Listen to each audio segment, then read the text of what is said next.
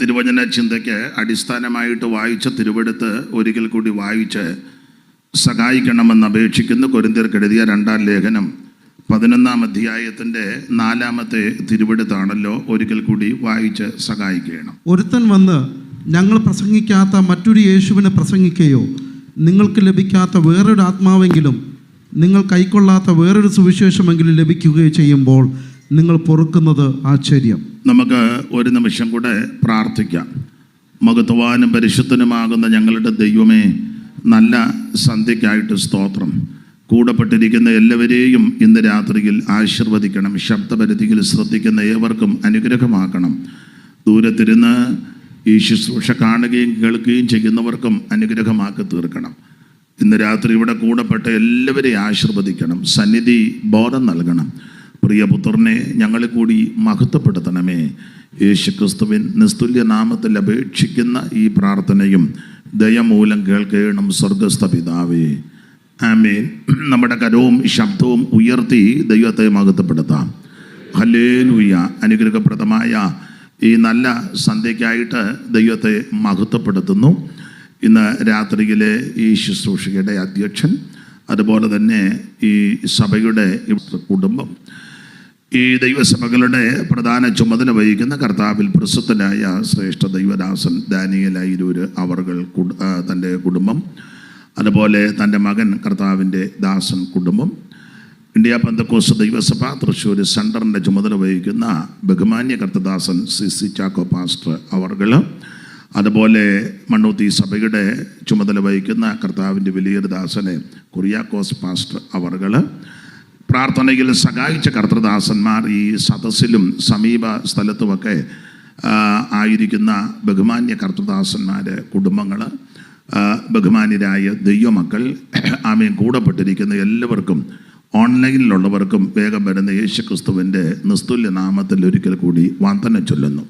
കർത്താവ് എല്ലാവരെയും അനുഗ്രഹിക്കട്ടെ. അനുഗ്രഹിക്കപ്പെട്ട ഗായക സംഘത്തിനായിട്ട് ദൈവത്തെ മഹത്വപ്പെടുത്തുന്നു. മൈക്ക് കൈകാര്യം ചെയ്യുന്ന ചുമതലപ്പെട്ടവർ, വീഡിയോ പകർത്തുന്നവർ, എല്ലാവരെയും ദൈവം അനുഗ്രഹിക്കട്ടെ. വിശേഷിച്ച ഈ സ്ഥാപനം, അതിൻ്റെ ചുമതലപ്പെട്ടവർ, അവിടെ ജോലി ചെയ്യുന്നവർ, അവരെല്ലാം ദൈവം അനുഗ്രഹിക്കട്ടെ. ശബ്ദപരിധിയിൽ ശ്രദ്ധിക്കുന്ന ഏവർക്കും ഈ ശുശ്രൂഷ അനുഗ്രഹമായി തീരട്ടെ എന്ന് വീണ്ടും പ്രാർത്ഥിക്കുന്നു. കഴിഞ്ഞ രാത്രിയിൽ അവിടുന്ന് അനുവദിച്ചതുകൊണ്ട് വളരെ ലളിതമായി ശാന്തമായി നമുക്ക് ദൈവവചനത്തിൽ നിന്ന് ചിന്തിപ്പാനിടയായി.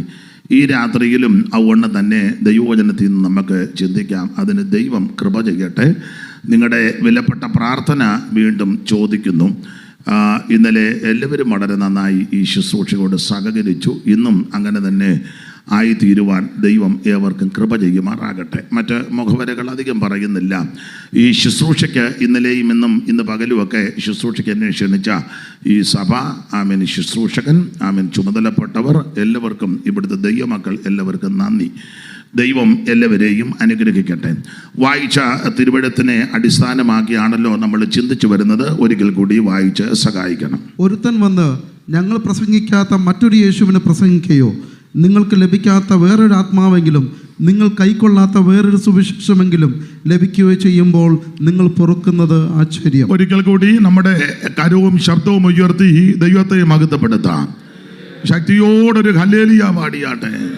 എത്ര നാൾ ചതിച്ചു കൊള്ളും പിശാചി ലോകം, എത്ര നാൾ ഭരിച്ചു കൊള്ളും, എത്ര നാൾ പറഞ്ഞും കൊള്ളും അപവാദങ്ങൾ ശുദ്ധിമാന്മാരുടെ മേലും. കർത്താവേ നോക്കിക്കാൺക വാർത്തലത്തിൻ ദുരിതം, കർത്താവേ നോക്കിക്കാൺക വാർത്തലത്തിൻ ദുരിതം.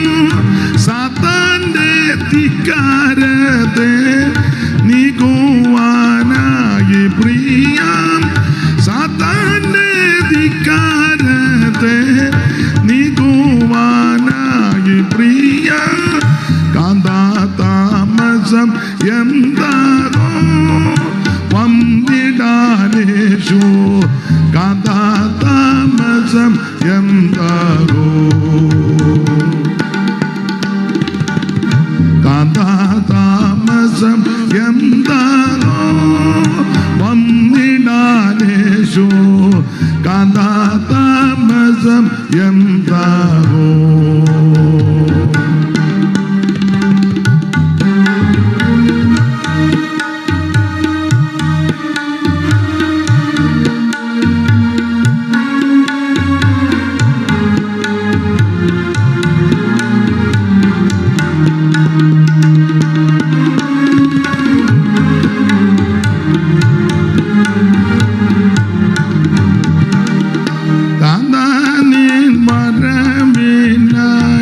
കാത്തിടുന്നെൻ്റെ മനം കാന്താനീൻ വരവിനായി കാത്തിരുന്നെൻ്റെ മാനം കാന്താനീൻ വരവിനായി കാത്തിടുന്നെൻ്റെ മാനം കാന്താനീൻ വരവിനായി കാത്തിടുന്നെൻ്റെ മാനം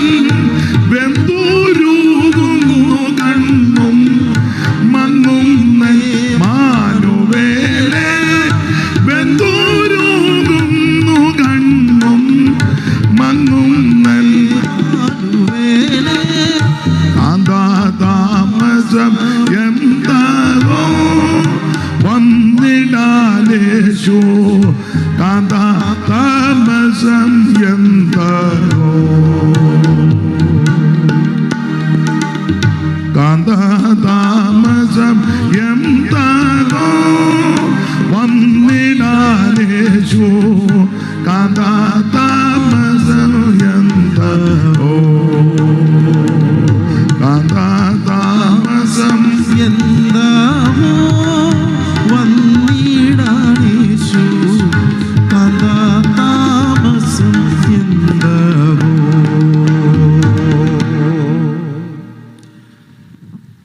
ഈ നല്ല രാത്രി സമയത്തിനായിട്ട് വീണ്ടും ദൈവത്തെ മഹത്വപ്പെടുത്തുന്നു. ദൈവവചന ചിന്തയ്ക്ക് അടിസ്ഥാനമായിട്ട് വായിച്ചത് കൊരിന്ത്യർക്ക് എഴുതിയ 2-ാം ലേഖനം 11-ാം അധ്യായത്തിൻ്റെ 4-ാമത്തെ തിരുവെടുത്ത. അതിൽ നമ്മൾ പ്രാരംഭമായിട്ട് ചിന്തിച്ചത് വേറൊരു സുവിശേഷം വളരെ വർദ്ധിച്ചു വരുന്നു. അപ്പോൾ അതിന് നടുവിൽ ശരിയായ സുവിശേഷം എന്താ, അതാണ് നമ്മൾ ചിന്തിക്കുന്നത്. ശരിയായ സുവിശേഷം എന്താണെന്ന് കേൾക്കുമ്പോൾ വേറൊരു സുവിശേഷത്തിന് പിന്നെ പ്രസക്തിയില്ല.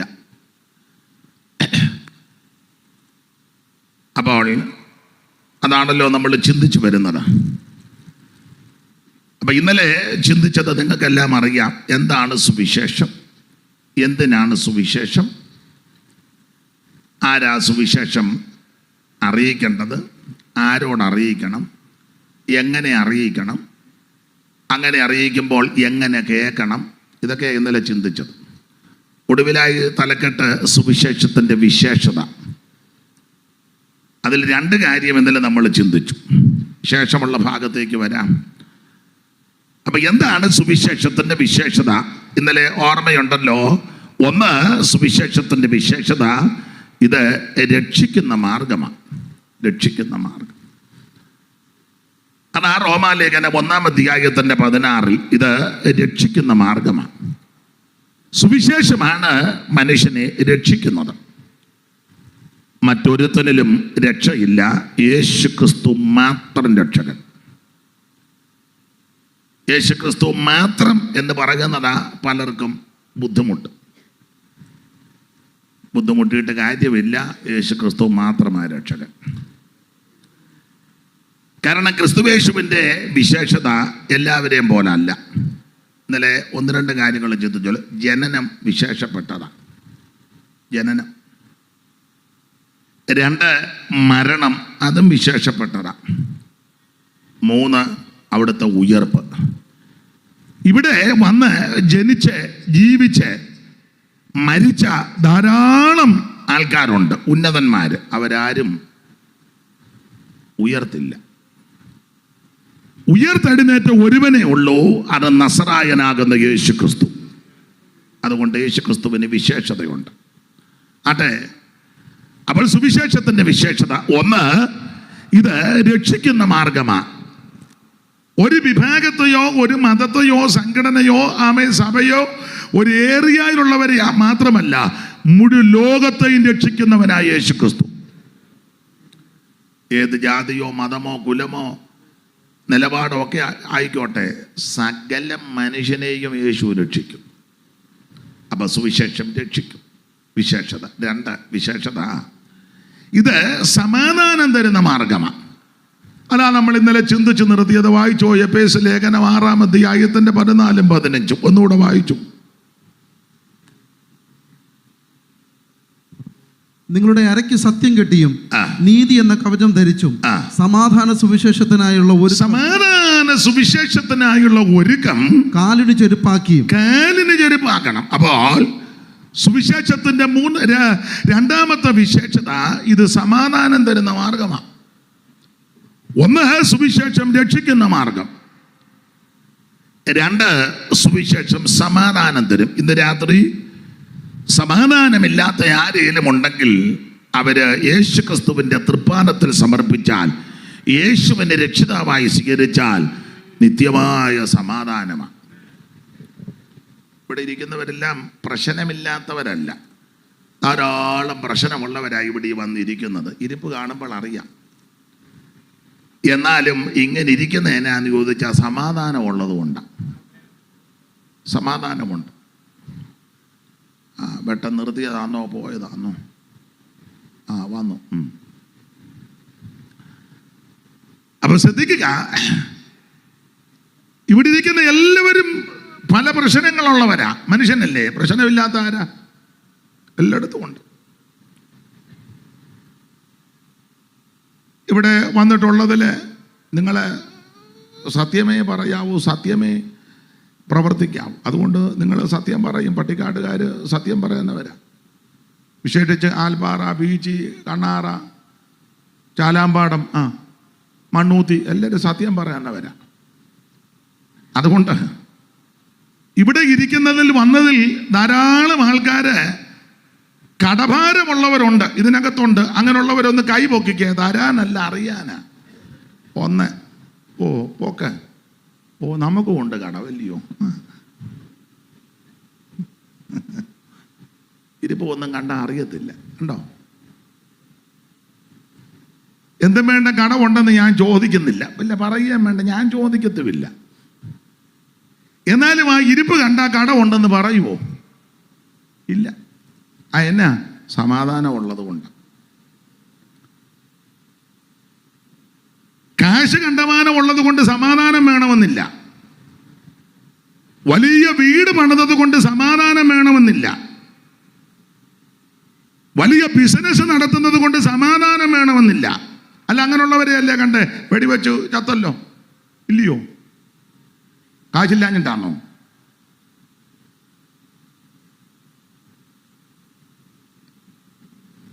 വയനാട്ടിലാണോ ഒരു കൊട്ടാര സദൃശ്യമായൊരു വീട് പണിത, പേര് മറന്നുപോയി, യോയിച്ചനെ.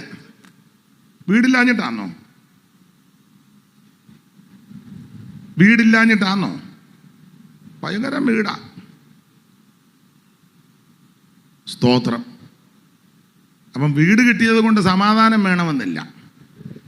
ഒരിക്കല് ഒരു ബൈത്തോമിലെ ഞാൻ രാവിലെ ചെന്നു, ഒരത്യാവശ്യ കാര്യത്തിന് ചെന്നത് ആ പാസ്റ്ററെ കാണാൻ. അപ്പോൾ ആ സഭയിലെ ഒരപ്പച്ചൻ അവിടെ ഉണ്ട്. രാവിലെ ഞാൻ ചോദിച്ചു, അച്ഛന് രാവിലെ? ഇല്ല, ഞാൻ ഇന്നലെ വന്നതാ.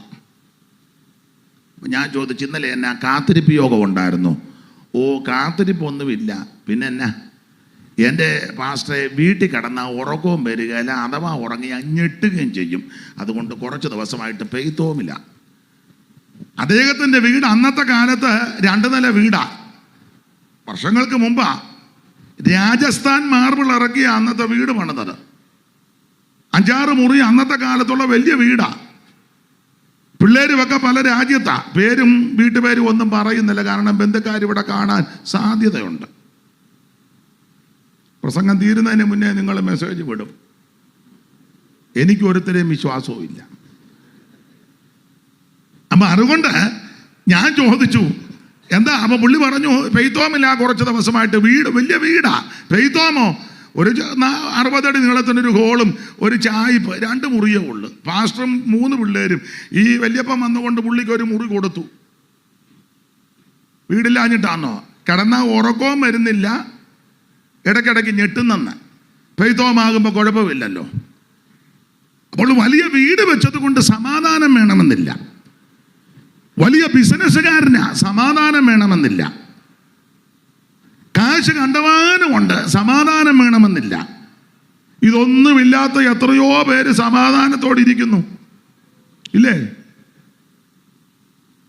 ഞങ്ങളുടെ നാട്ടിലൊരു കുടുംബമുണ്ട്. അയ്യോ, സാധുക്കളാ, ദൈവത്തിൻ്റെ മഹത്വം. ഒരു ചെറിയ വീട്, അപ്പനും അമ്മയും പെൺപിള്ളേരും ഒക്കെ, മോനും ഒക്കെ ഉണ്ട്. ആ സഹോദരിമാരും അപ്പച്ചനുമൊക്കെ പാടത്ത് പോയി കഷ്ടപ്പെട്ട് അങ്ങനെ ജീവിക്കുന്നത്. ചെറിയൊരു വീട്. പക്ഷെ അവരുടെ വിശേഷത, സന്ധ്യയാകുമ്പോൾ രാവിലെ പാടത്തൊക്കെ പോയി ജോലി കഴിഞ്ഞ് വീട്ടിൽ വന്ന് പൈപ്പോ കിണറോ അങ്ങനെയുള്ള സജ്ജീകരണമൊന്നുമില്ല. തുണിയൊക്കെ കഴുകുന്ന ആറ്റി കൊണ്ടുപോയാൽ അത് എടുത്തുകൊണ്ട് തുണിയൊക്കെ ആറ്റി കൊണ്ടുപോയി അടിച്ച് നനച്ച് കുളിച്ച് ആറ്റിൽ നിന്ന് വെള്ളവും കോരി തലയെ ചുമ്മി വന്നു കഴിഞ്ഞ് ആ കഞ്ഞി വെക്കുന്നത്. ആ കഞ്ഞി കൂടി എല്ലാം കഴിയുമ്പോൾ 9 മണി, കഞ്ഞിയൊക്കെ കാലമാകുമ്പോൾ 9 ആകും. ഒരു 9 മണി കഴിഞ്ഞാൽ ഇവർ വട്ടമിരുന്ന് പാട്ട് പാടി പ്രാർത്ഥിക്കുന്നത്. നല്ല വീടല്ല, കറണ്ടില്ല, സാമ്പത്തികമൊന്നുമില്ല, വളരെ കഷ്ടപ്പെട്ടാണ് ജീവിക്കുന്നത്. പക്ഷേ വൈകിട്ടത്തെ കുടുംബ പ്രാർത്ഥനയെന്ന് പറഞ്ഞാൽ അവർ 3-4 പേരേ ഉള്ളൂ. വലിയ കാത്തിരിപ്പ് യോഗം നടക്കുന്നത് പോലെ.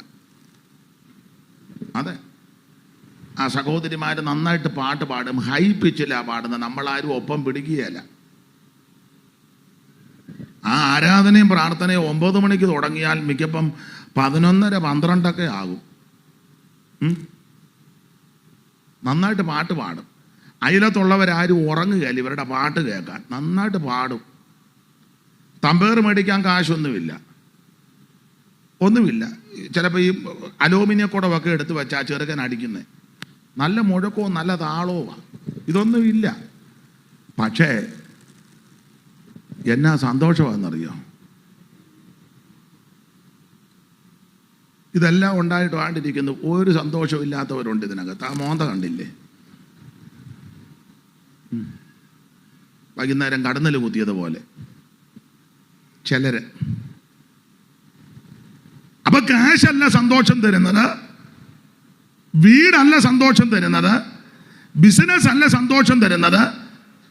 ചില നല്ല പൊസിഷൻ കിട്ടിയ സന്തോഷമാണ്. സന്തോഷമല്ല, തീ തിന്നുകയായിരുന്നു. അതെ. പിന്നെ നമുക്ക് സമാധാനം തരുന്നത് ഒരു മാർഗമേ ഉള്ളൂ, അത് സുവിശേഷമാണ്. ക്രിസ്തു നമ്മുടെ സമാധാനം. ഇത് മാർക്കറ്റിൽ കിട്ടുന്നതല്ല, യേശുവിൽ കൂടി ലഭിക്കുന്നതാണ്.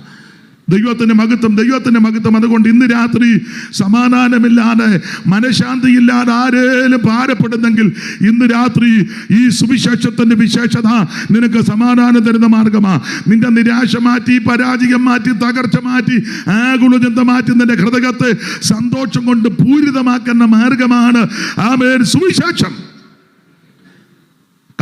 ഗോശാലകളിൽ ചിലപ്പോൾ കന്നുകാലി കണ്ടെന്ന് വരിക, അത്തിവൃക്ഷം തളിർത്തുന്നു, മുന്തിരികൾ ഫലം കായ്ക്കത്തില്ല, പക്ഷേ യഹോവയിൽ ആനന്ദിക്കും. സന്തോഷമാ. എന്താ സന്തോഷത്തിന്റെ വിശേഷത? സങ്കീർത്തനക്കാരൻ പാടി, ധാന്യവും വീഞ്ഞും വർദ്ധിച്ചപ്പോൾ അവർക്കുണ്ടായതിലും അധികം സന്തോഷം നമ്മുടെ ഹൃദയത്തിൽ ദൈവം തന്നിരിക്കുന്നു. ഈ സന്തോഷം, ഈ സമാധാനം എങ്ങനെ കിട്ടി? സുവിശേഷം അംഗീകരിച്ചത് കൊണ്ട്. ഇന്നലെ ഞാൻ ഓർപ്പിച്ചതുപോലെ ഈ മൈക്ക് ഇവരുടെ കയ്യിലോട്ട് കൊടുത്താൽ പലരും ഇങ്ങോട്ട് വന്ന് പറയും, അയ്യോ ഒരു സമാധാനവും ഇല്ലായിരുന്നു ഒരു കാലത്ത്, എന്നാൽ യേശുവിനെ അറിഞ്ഞു, രക്ഷിക്കപ്പെട്ടു, ഈ മാർഗത്തിൽ വന്നു, ദൈവ പൈതലായി, ഇപ്പോൾ സമാധാനം നദി പോലൊഴുകുമെന്ന. അങ്ങനെ ഒരു പാട്ടില്ലയോ ജോസെ, നദി പോലൊഴുകും? അറിയാമോ ആ പാട്ട്? അതാ, അറിയാമോ? പുള്ളറിയാൻ മേലേലും ഒരു വരി അറിയാമോ? ആട്ടെ, എന്നാ ഞാനും പാടുന്നില്ല. അപ്പൊ ഇത് സമാധാനത്തിന്റെ മാർഗമാണ് സുവിശേഷം. ഒന്നുകൂടെ ആവർത്തിക്കുക, ഇത് കിട്ടാൻ കാശ് മുടക്കൊന്നുമില്ല. അവിടെ ഹൈപ്പർ മാർക്കറ്റ് അവിടെ കിട്ടുന്നതല്ല. ഞാൻ രാവിലെ അവിടെ ഒന്ന് കയറി നോക്കി, സമാധാനം എവിടെങ്ങാനും എഴുതി വെച്ചിട്ടുണ്ടോ നോക്കി. ഞാൻ നോക്കി, സമാധാനം ഈ സുവിശേഷത്തിലുണ്ട്. ഇന്ന് രാത്രി ഒരു പൈസ പോലും മുടക്കണ്ട, ഒരു കുഞ്ഞു മെഴുകുതിരി പോലും കൊണ്ട് കത്തിക്കണ്ട, നിനക്ക് ഫ്രീ ആയിട്ട് തരുന്നതാണ്. ദൈവത്തിന് മഹത്വം. അതെ, ഓടിച്ച് മുമ്പോട്ട് പോകാം. അപ്പോൾ സുവിശേഷത്തിന്റെ വിശേഷത: ഒന്ന്, ഇത് രക്ഷിക്കുന്ന മാർഗം. രണ്ട്, ഇത് സമാധാനത്തിന്റെ മാർഗമാണ്. മൂന്ന്, സുവിശേഷത്തിന്റെ മൂന്നാമത്തെ വിശേഷത, സുവിശേഷം ഇത് മാനുഷികമല്ല. വായിച്ചോ, ഗലാത്യ ലേഖനം 1:11. എല്ലാത്തിനും വാക്യമുണ്ട്, അതാണല്ലോ അടിസ്ഥാനം. വായിച്ചോ.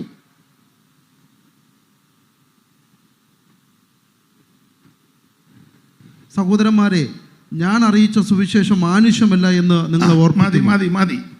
അപ്പോൾ ശ്രദ്ധിക്കുക, പൗലോസ്ലീഹ പറയുക, അല്ലയോ സഹോദരന്മാരെ, ഞാൻ അറിയിച്ച സുവിശേഷം മാനുഷികമല്ല. ഇന്ന് രാത്രി എന്നെ കേൾക്കുന്ന ബഹുമാന്യരെ, ഇത് മാനുഷികമല്ല. ഏത് സുവിശേഷം? അതിനാ, ഇത് മനുഷ്യനാരും കണ്ടുപിടിച്ചതല്ല, ഇത് മനുഷ്യന്റെ മാർഗവുമല്ല, ഇത് സർവജ്ഞനായ ദൈവത്തിന്റെ നിയമമാണ്. ഇത് ദൈവമാ അറിയിച്ചത്. യേശു സുവിശേഷം അറിയിച്ചില്ലയോ? അതെ, യേശു സുവിശേഷം അറിയിച്ചു. അങ്ങനെ ആ മർക്കോസിന്റെ സുവിശേഷത്തിൽ നമ്മൾ വായിക്കുന്നത് അങ്ങനെയല്ലയോ ജിജോ? വായിച്ച 1:12.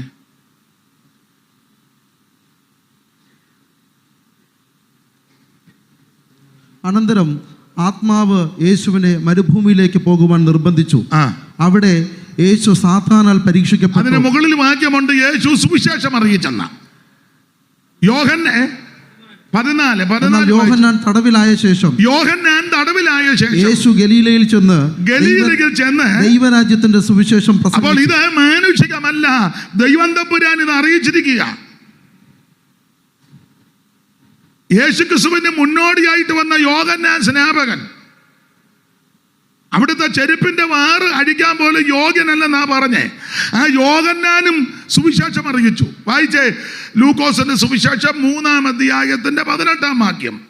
ലൂക്കോസ് 3:18. ഓരോ താളും മറിക്കാതെ ഉദ്ദേശത്തിൽ അങ്ങോട്ട് മറിക്കേ. ഫാനല്ലയോ? മറ്റു പലതും അവൻ പ്രബോധിപ്പിച്ചുകൊണ്ട് ജനത്തോട് സുവിശേഷം അറിയിച്ചു. കസേരയായിട്ട് വന്നേ, ഇങ്ങോട്ട് വന്നേ, ഇവിടോട്ടിരിക്ക. സമയം പോകുന്നു, ഇങ്ങോട്ടിരിക്ക. ഇനിയും താളും അറിയത്തില്ല, ഇനിയും താളും അറിയുന്നെന്ന് പറഞ്ഞ വായിര്. വായിച്ചേ 3:18.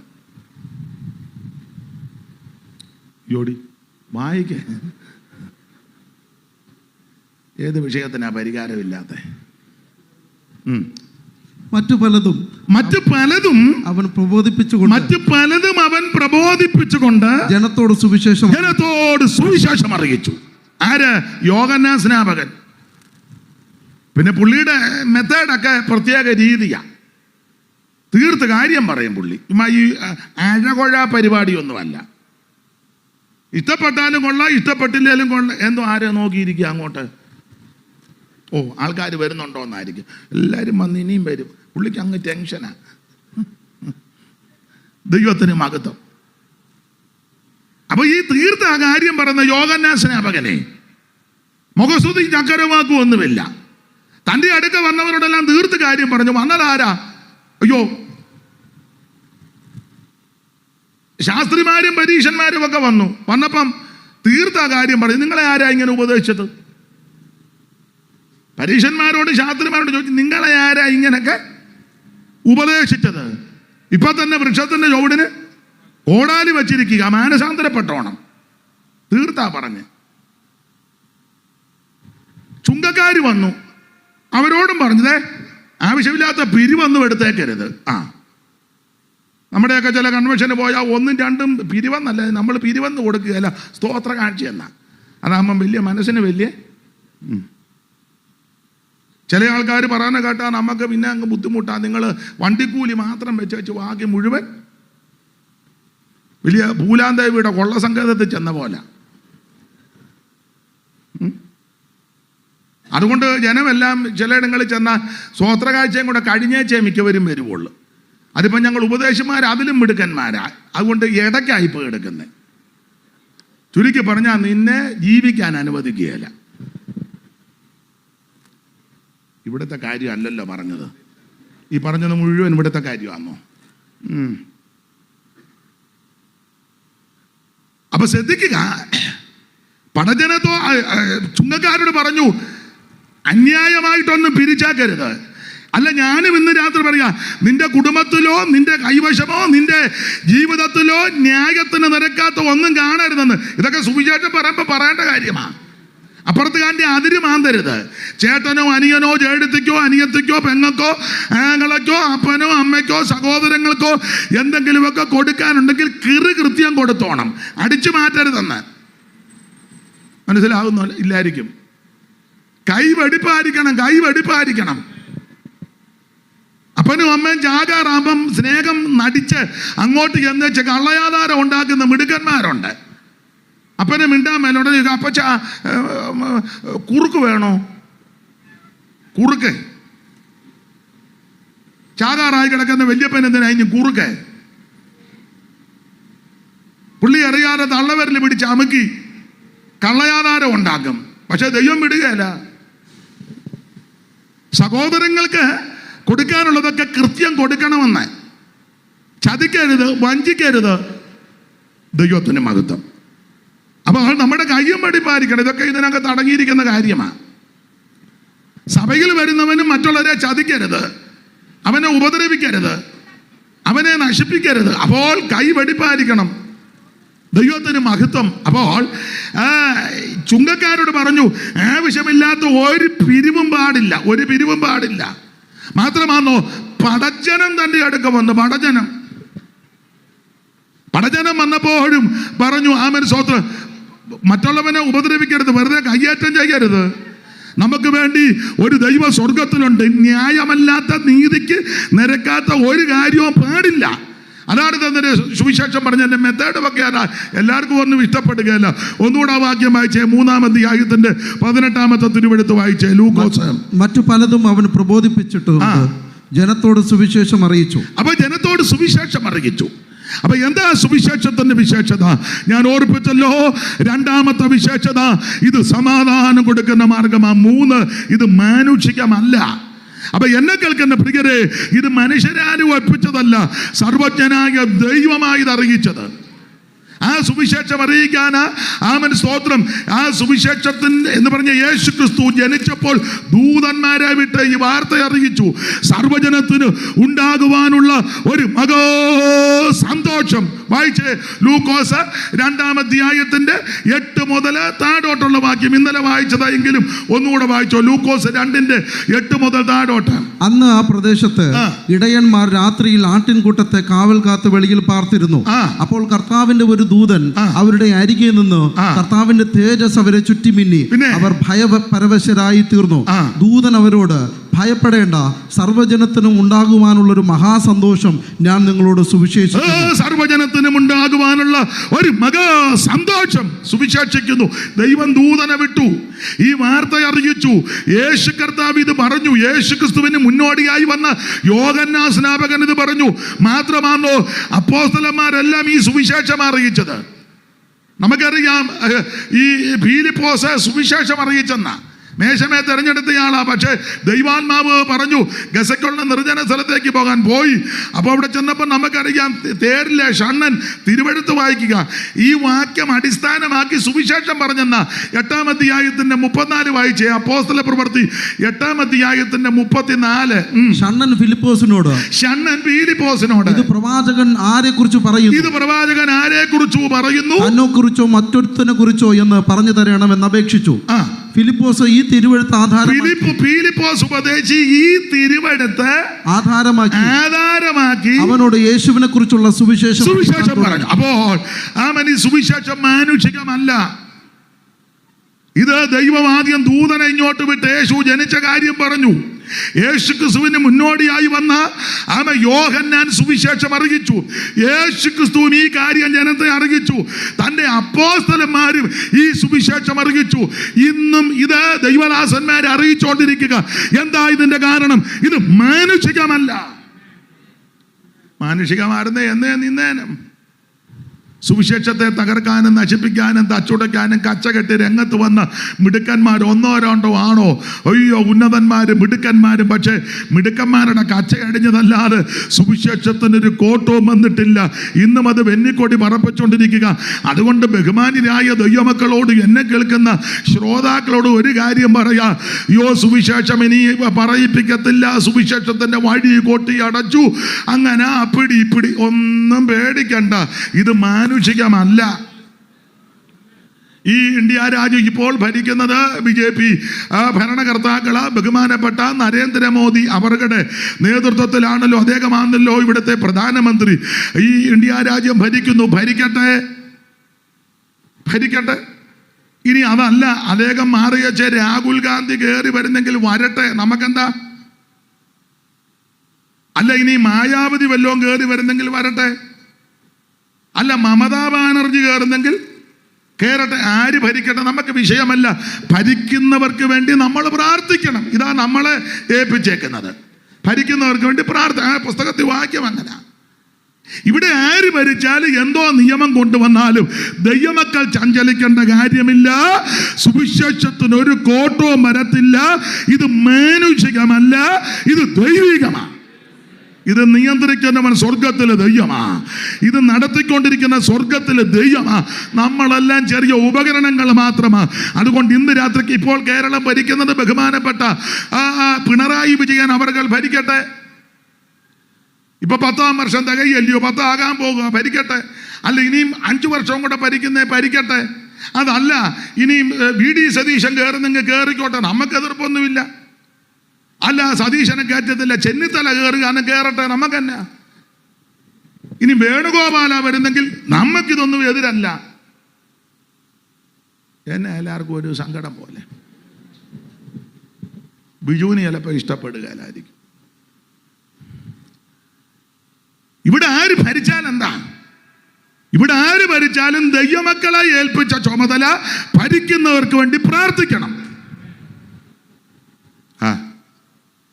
ഇപ്പം അതൊന്നും താല്പര്യമില്ല, പ്രാർത്ഥിക്കാൻ നേരം നമുക്ക് MLA MP വേണമെന്നാണ് പറയുന്നത്. നമുക്ക് അങ്ങോട്ട് കയറ്റി വിട്ടാൽ മതി. ഇവൻ നമ്മളെ കനപ്പിക്കുമോ? നല്ല ഏലായി മിക്കവാറും. ഇപ്പം ഭരിക്കുന്നവരാ നല്ലത്. ഏതാ? കേന്ദ്രമാന്തേലും കേരളമാന്തേലും ഇനി കോൺഗ്രസ് ആന്തേലും കമ്മ്യൂണിസ്റ്റ് ആന്തേലും BJP, അത് ആര് വേണേലും ഭരിച്ചോട്ടെ. നമ്മൾ ഭരിക്കുന്നവർക്ക് വേണ്ടി പ്രാർത്ഥിക്കണം. നമുക്ക് MLA MP ഒന്നും എന്തിനാ? നമ്മളോർക്കുന്ന ഇവനെ നമ്മളങ്ങോട്ട് വിട്ടാൽ ഉടനെ നമ്മളെ സഭയുടെ നേതൃത്വത്തിൽ ഇരിക്കുന്നവന്മാർ ഗുണം പിടിപ്പിക്കുന്നില്ല മിക്കതും.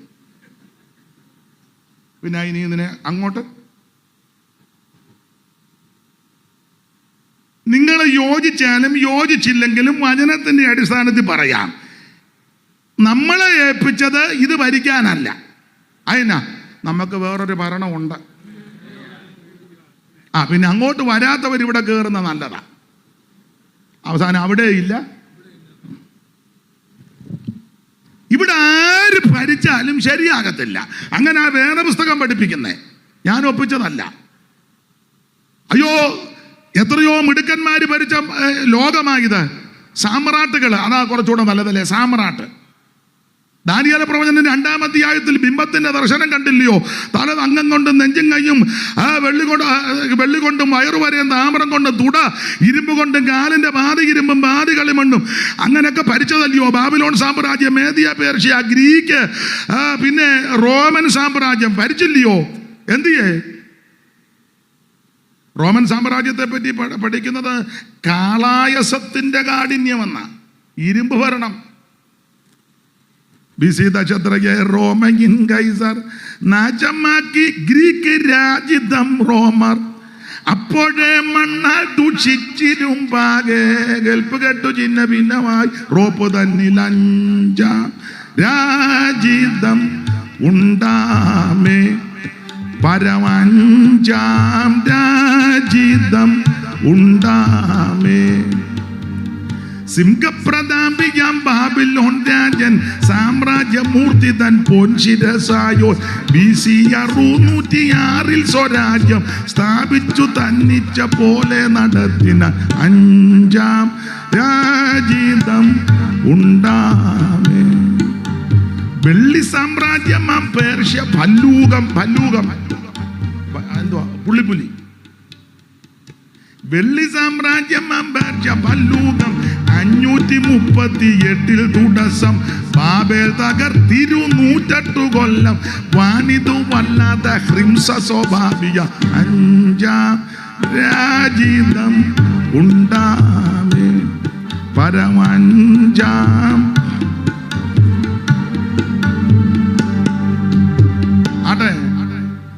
ഇവിടെ ഇനി ഒരു ഭരണം യേശുവിന്റെ ഭരണമാണ്. ആ ഭരണം എങ്ങനത്തെ ഭരണമാ? ഒരു രാജാവ് നീതിയോടെ 32:1 വർത്താനം പറയാന്നോ? 32:1 ഏതാന്നായിരിക്കും? യെശയ്യാവ്. പെട്ടെന്ന് വായിക്കും. ഞാൻ പെട്ടെന്ന് തിരിയുമെന്ന് ഓർത്തില്ലല്ലയോ. ഇടയ്ക്കിടയ്ക്ക് ഞാൻ തിരിയും. വായിര് 32:1 യെശയ്യാവ്. ഒരു രാജാവ് നീതിയോടെ വാഴും. ഒരു രാജാവ് നീതിയോടെ വാഴും. പ്രഭുക്കന്മാർ ന്യായത്തോടെ അധികാരം. ഒരു രാജാവിടെ നീതിയോടെ വാഴും. അന്ന് മാത്രമേ ശരിയായ ഭരണമുള്ളൂ.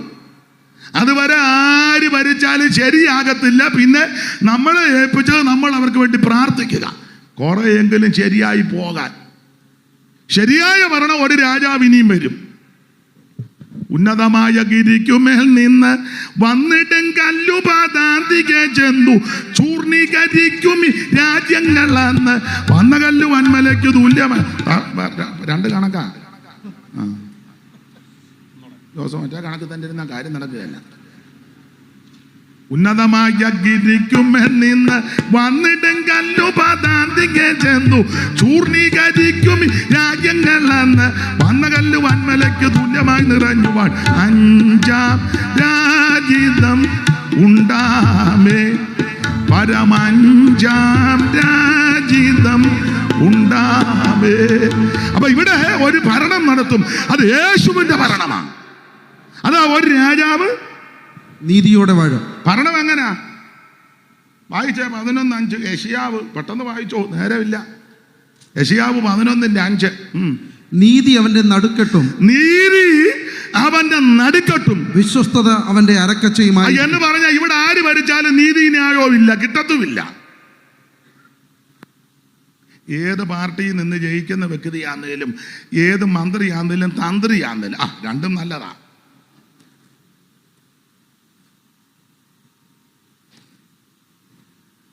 അപ്പൊ ഈ ആരാണേലും ഇപ്പൊ കമ്മ്യൂണിസ്റ്റുകാരെ ജയിപ്പിച്ച് അങ്ങോട്ട് വിടുക, ഭരിക്കുക, പാർട്ടി പറയാൻ പോലെ ഒക്കുള്ളൂ. അല്ല ജയിച്ചെന്നും പറഞ്ഞ് അങ്ങോട്ട് ചെന്നാൽ ഒക്കുവോ? ആണെന്ന് കോൺഗ്രസ്സുകാരുടെ ഇതിൽ നിന്ന് ജയിക്കുക, കോൺഗ്രസ് പാർട്ടി അതിന് ചുമതലപ്പെട്ടൊരു പറയും പോലെ ഒക്കുവുള്ളൂ. BJP ജയിപ്പിച്ച് വിടുക, അവർ പറയും പോലെ ഒക്കുവുള്ളൂ. അങ്ങനല്ലേ നമ്മൾ കണ്ടുവരുന്നതെല്ലാം. അല്ലാതെ ഞാൻ പച്ചപ്പരമാർത്ഥിയാ, ഞാൻ പരമവിശുദ്ധനാ, ഞാൻ പുണ്യാളനാന്ന് പറഞ്ഞ് എന്നാ പുണ്യാളൻ വീട്ടിൽ പോകാൻ പറയും. അതന്നെ ഇവിടെ നീതി ന്യായമായിട്ടൊരു ഭരണമില്ല.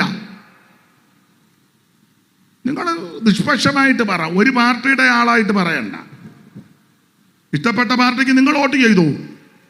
ഇവിടെ ആര് ഭരിച്ചാലും നീതിയോടെ ന്യായത്തോടെ ഭരിക്കത്തില്ല.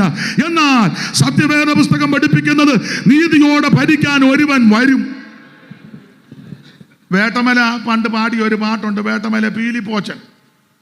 ഇതുവരെ ഭരിച്ചവരിൽ നിന്നും സ്വർഗസ്ഥനേറ്റെടുക്കും, ഇതുവരെ ഭരിച്ചവരിൽ നിന്നും സ്വർഗസ്ഥനേറ്റെടുക്കും.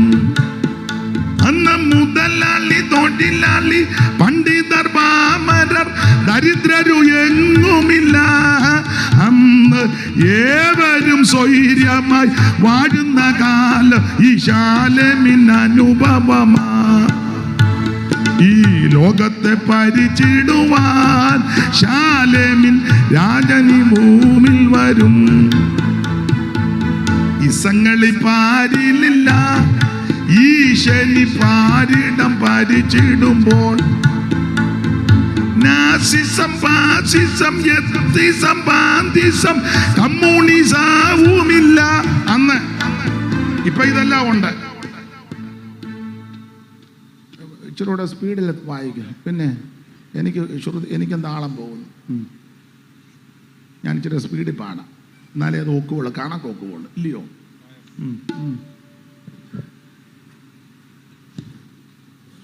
ഇസങ്ങളി പാരിലില്ല ഈശനി പാരിടം പരിചിടുമ്പോൾ.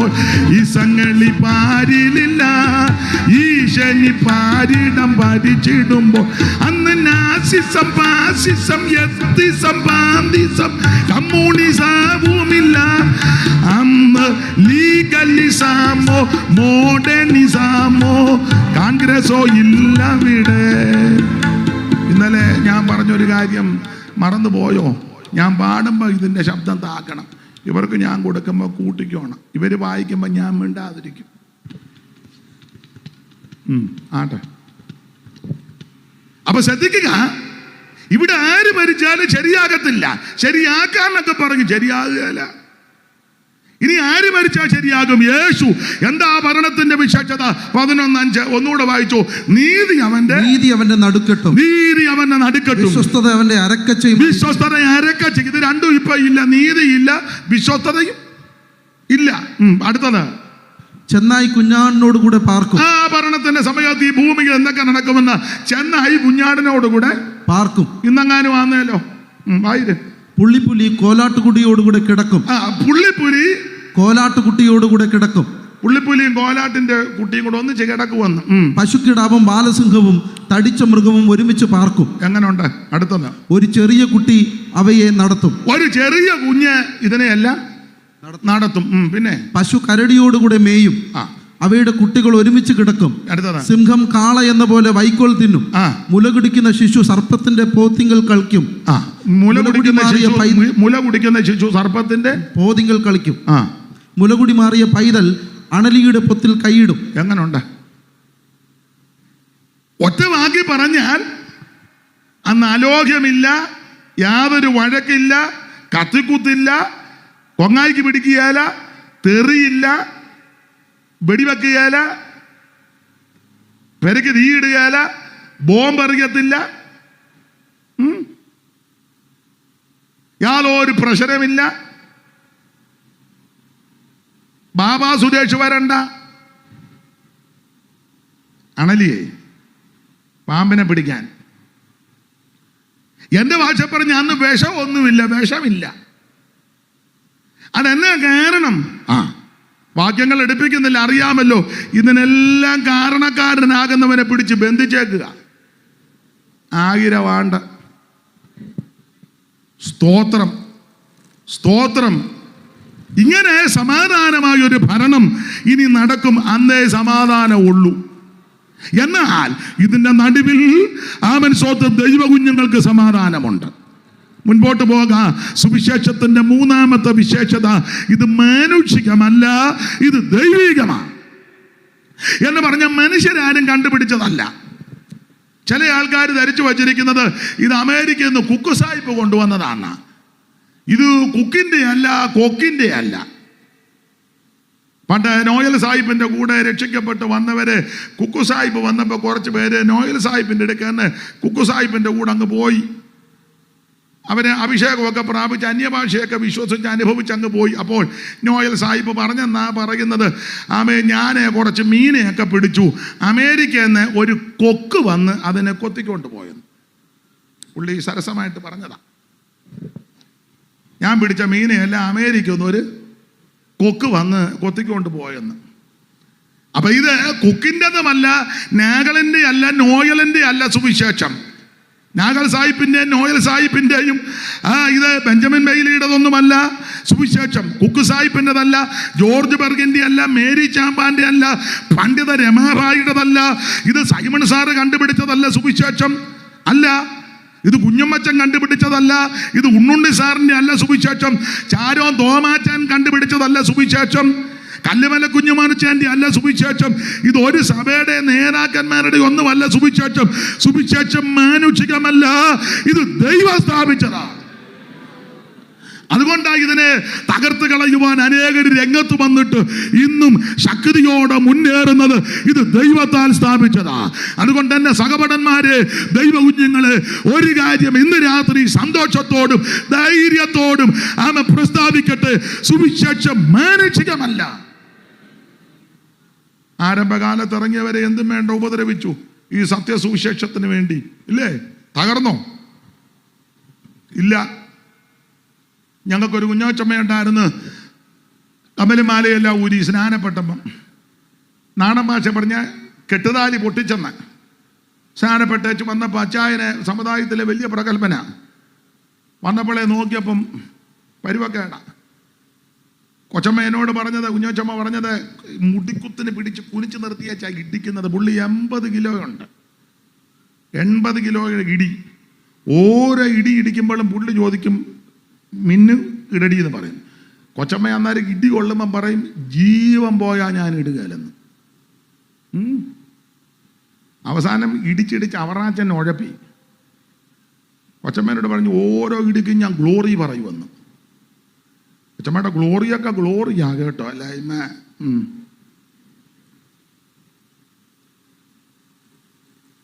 കൊച്ചമ്മ ക്ഷീണിച്ചില്ല, പിന്മാറിയില്ല, തളർന്നുമില്ല, ഇട്ടുമില്ല. അവറാച്ചൻ്റെ 3 കയ്യേലെ മോതിരമുണ്ട്, 3 വിരലേലെ, 3 വിരലിൽ. ആ മോതിര വിട്ട നല്ല പിണ്ടിച്ചതിൻ്റെ മാല്, ഈ മോതിര വിട്ട വിരൽ കൊണ്ട് ആ ഇത് പിടിച്ചാ ഇടിക്കുന്നേ. കൊച്ചമ്മ ഇട്ടില്ല, ഊരി. പക്ഷേ ഇടിച്ച് അവറാച്ചൻ ഈ മാർഗത്തിൽ വന്നു. അതാ സുവിശേഷം, സുവിശേഷത്തിൻ്റെ ശക്തി. ഇത് മാനുഷികമല്ല. അവറാച്ച മാനസാന്തരപ്പെട്ട് ദൈവകൃപ വന്നപ്പം കൊമ്പമീശയായിരുന്നു, അതെല്ലാം അങ്ങ് വടിച്ച് നല്ല പരുവത്തിനായി മോതിര ഊരി മാലയും വേണ്ടാന്ന് വെച്ചു. ഒരു നല്ല ദൈവവൈതലായി തീർന്നു. കമലുമാലയും മാത്രമല്ല കേട്ടോ, ജീവിത വിശുദ്ധി. അവറാച്ചൻ തെറി പറയുമായിരുന്നു, ദൈവസന്നിധി വന്നു കഴിഞ്ഞ് സ്വോത്രം മാത്രമേ പറയുള്ളൂ. അവസാനം കൊച്ചമ്മേക്കാളും തീക്ഷണതയായ അവറാച്ചന്. ഇതാ സുവിശേഷം. മനസ്സിലായോ? ദൈവത്തിന് മഹത്വം. ഇത് മാനുഷികമല്ല, ദൈവത്താൽ സ്ഥാപിച്ചതാ. കല്യാണ പന്തലിൽ നിന്നൊക്കെ ഒത്തിരി പേരെ ഇറക്കി വിട്ട ചരിത്രമൊക്കെ ഞാൻ കേട്ടിട്ടുണ്ട്. കുടുംബക്കാരുടെ ഇടയിൽ നിന്ന് ഇറക്കി വിട്ടവരുണ്ട്. കുടുംബത്തിന് നാറ്റപ്പേര് കേൾപ്പിച്ചെന്നും പറഞ്ഞ് ഇറക്കി വിട്ടു. പക്ഷെ അവരാരും ക്ഷീണിച്ചില്ല, പിന്മാറിയില്ല. അവരെല്ലാം ധീരതയോടെ നിന്നു. ദൈവം അവരെ നിർത്തി. ഇപ്പം പിന്നെ 2ാം തലമുറയും 3ാം തലമുറയും വന്നപ്പം കുടുംബയോഗത്തിന് പോയിക്കൊണ്ടിരിക്കുക. കുടുംബയോഗത്തിൻ്റെ പ്രസിഡന്റ്, കുടുംബയോഗത്തിൻ്റെ ഈയിടെ നമ്മുടെ ഒരു പേരൊന്നും പറഞ്ഞില്ല, പ്രധാന പാസ്റ്ററോട് ചോദിച്ചു, നമുക്ക് അന്ന് യോഗത്തിന് വരുമോ? വരാനൊക്കത്തില്ല. കുടുംബയോഗത്തിന് നിങ്ങൾക്ക് മനസ്സിലാകാഴിയാണോ അതോ എന്നെ പൊട്ടം കളിപ്പിക്കുകയാണോ? പണ്ട് ഈ മാർഗത്തിൽ വന്നപ്പം ഇറക്കി വിട്ടതാ. എന്തിനാ ദൂരോട്ട് പോകുന്നത്? TPM-ന്റെ സ്ഥാപകൻ പാസ്റ്റർ പോള് അവർകൾ മൺമറഞ്ഞ വിശുദ്ധനാ. അദ്ദേഹം തൃശ്ശൂരുകാരനാ. തൃശ്ശൂർ അങ്ങനെ പ്രത്യേകതയുണ്ട്. എങ്ങണ്ടിയൂർ, തൃശ്ശൂർ എങ്ങണ്ടിയൂർ. പഴയ പേര് രാമൻകുട്ടി എന്നാ. രാമൻകുട്ടി TPM-ന്റെ സ്ഥാപകനായ ശ്രേഷ്ഠ ദൈവദാസൻ മൺമറഞ്ഞ രാമൻകുട്ടി സിലോണി പോയി ജോലിയോടുള്ള ബന്ധത്തിൽ പോയതാ. CMS-ലെ ഒരു ഉപദേശിയായിട്ടുള്ള ബന്ധത്തിൽ ആമെ രക്ഷാനിർണയമൊക്കെ പ്രാപിച്ചു വന്ന ആ ശ്രേഷ്ഠനായ ദൈവദാസൻ ആ വീട്ടിൽ നിന്ന് ഇറങ്ങി വിട്ടതാ ഈ മാർഗത്തിൽ വന്നത്. അദ്ദേഹം ഒരാൾ തുടങ്ങിയതാ. ഇപ്പൊ കണ്ടില്ലേ, ഉടനെ കുശുമ്പായി. അതെ, ദൈവത്തിന് മഹത്വം. അതെന്താ? ഇത് മാനുഷികമല്ല, ദൈവം തുടങ്ങിയതാ. ആരംഭകാലത്ത് ഇറങ്ങിയ പിതാക്കന്മാര് ഈ തൃശ്ശൂരുമൊക്കെ ധാരാളം ആൾക്കാരുണ്ട്. വടക്ക് തെക്കിൽ നിന്നൊക്കെ ഒത്തിരി പേര് ഇവിടെ വന്നില്ലയോ അന്നത്തെ കാലത്ത്? എനിക്ക് എല്ലാവരുടെയും പേരൊന്നും അറിയാൻ മേല. എങ്കിലും കേട്ടിട്ടുണ്ട്. ചേത്തക്ക കീവറീച്ച്, കൈതമംഗലം, തെങ്ങുകാലായിലെ ദൈവദാസന്, അതുപോലെ നമ്മുടെ TP പോൾ അവർകൾ ഇല്ലയോ, വേറെ ആരൊക്കെയാ ഈ ദേശത്ത് അന്നിറങ്ങിയവരുടെ 1-2 പേര് അങ്ങ് പറഞ്ഞതേ ഉള്ളൂ. വേറെ ഉണ്ട് ആൾക്കാർ, വിശ്വാസികളുമുണ്ട്, കർത്തദാസന്മാരും. ഞാൻ ഓർത്ത പേര് 2-3 പറഞ്ഞതേ ഉള്ളൂ. ഈയിടെ ഞങ്ങൾ എല്ലാ സഭക്കാരുടെയും പേര് പറഞ്ഞപ്പം ഒരു തള്ള യോഗം കഴിഞ്ഞപ്പം വെച്ചു, ഞങ്ങളുടെ പേരെന്നാ പറയാഞ്ഞെന്ന്. ഞാൻ പറഞ്ഞു, എൻ്റെ അമ്മയെ മറന്നു പോയതാ. ഇപ്പം ഞങ്ങൾ സ്വോത്രം ചെയ്യുമ്പോൾ ആദ്യം അവരുടെ പേരേ പറയുള്ളൂ. ഇല്ല തള്ള പിന്നെ എങ്ങാനും. അടുത്ത കാലത്ത് ഞാൻ കൺവെൻഷൻ്റെ ഒരു സ്ഥലത്ത് ചെന്ന് പ്രസംഗിച്ചപ്പം കർത്താവിൻ്റെ ദാസിമാർ ചിലർ, പ്രവചന ശുശ്രൂഷയൊക്കെ ചെയ്ത ചിലരുണ്ട്. അവരുടെ പേര് ഞാൻ പറഞ്ഞു. കലിയപുരം അന്നമ്മ പ്രവാചകി, 14 തങ്കമ്മാമ്മ, കാനത്തെ ലീലാമ്മ, 12 കുഴി കുഞ്ഞുഞ്ഞമ്മ, ഇങ്ങനെ കുറേ പേര് പറഞ്ഞു. കൊളക്കട കുഞ്ഞമ്മ, ഇവരുടെ എല്ലാം പേര് പറഞ്ഞു. പൂതക്കുഴി തങ്കമ്മ, ഇവരുടെ എല്ലാം പേര് ഞാൻ പറഞ്ഞു. പറഞ്ഞപ്പോൾ യോഗം കഴിഞ്ഞപ്പം വേറൊരു സഹോദരി വന്ന് പറഞ്ഞു, അതിനെ എൻ്റെ അമ്മയുടെ പേര് പറയാൻ. ഞാൻ പറഞ്ഞു മറന്നുപോയി. പിന്നെ മറന്നു. ഇപ്പം നിങ്ങളുടെ എല്ലാം പേര് പറയാൻ, പിന്നെ എൻ്റെ അമ്മയുടെ പേരും കൂടെ. പിന്നെ ഇപ്പം ഞാൻ പറയും മാട്ടയിൽ അമ്മണി. അതുകൊണ്ട് എല്ലാം പേടിയാ പറയാൻ. ഇപ്പം അതുകൊണ്ട് നിങ്ങൾ ഇനി യോഗം കഴിഞ്ഞ് അങ്ങോട്ട് വരുമ്പോൾ ഞങ്ങളുടെ അപ്പച്ചൻ്റെ പേരെന്നാ പറയാഞ്ഞെന്ന് ചോദിക്കരുത്. അഥവാ ആ പേരിന് എഴുതി തന്നേക്കണം, ഓർക്കുക, എന്നാൽ ഇനിയും പറയാം. അപ്പം ഈ പറഞ്ഞ ദൈവദാസന്മാരും ആരംഭകാലത്ത് ഇവിടേക്ക് ഇറങ്ങിയ ദൈവമക്കളുണ്ട്. സ്തോത്രം. അവരൊക്കെ ആരംഭകാലത്ത് വളരെ ആക്ഷേപവും നിന്ന് പരിഹാസമൊക്കെ സഹിച്ച ഈ മാർഗത്തിന് വേണ്ടി നിന്നത്.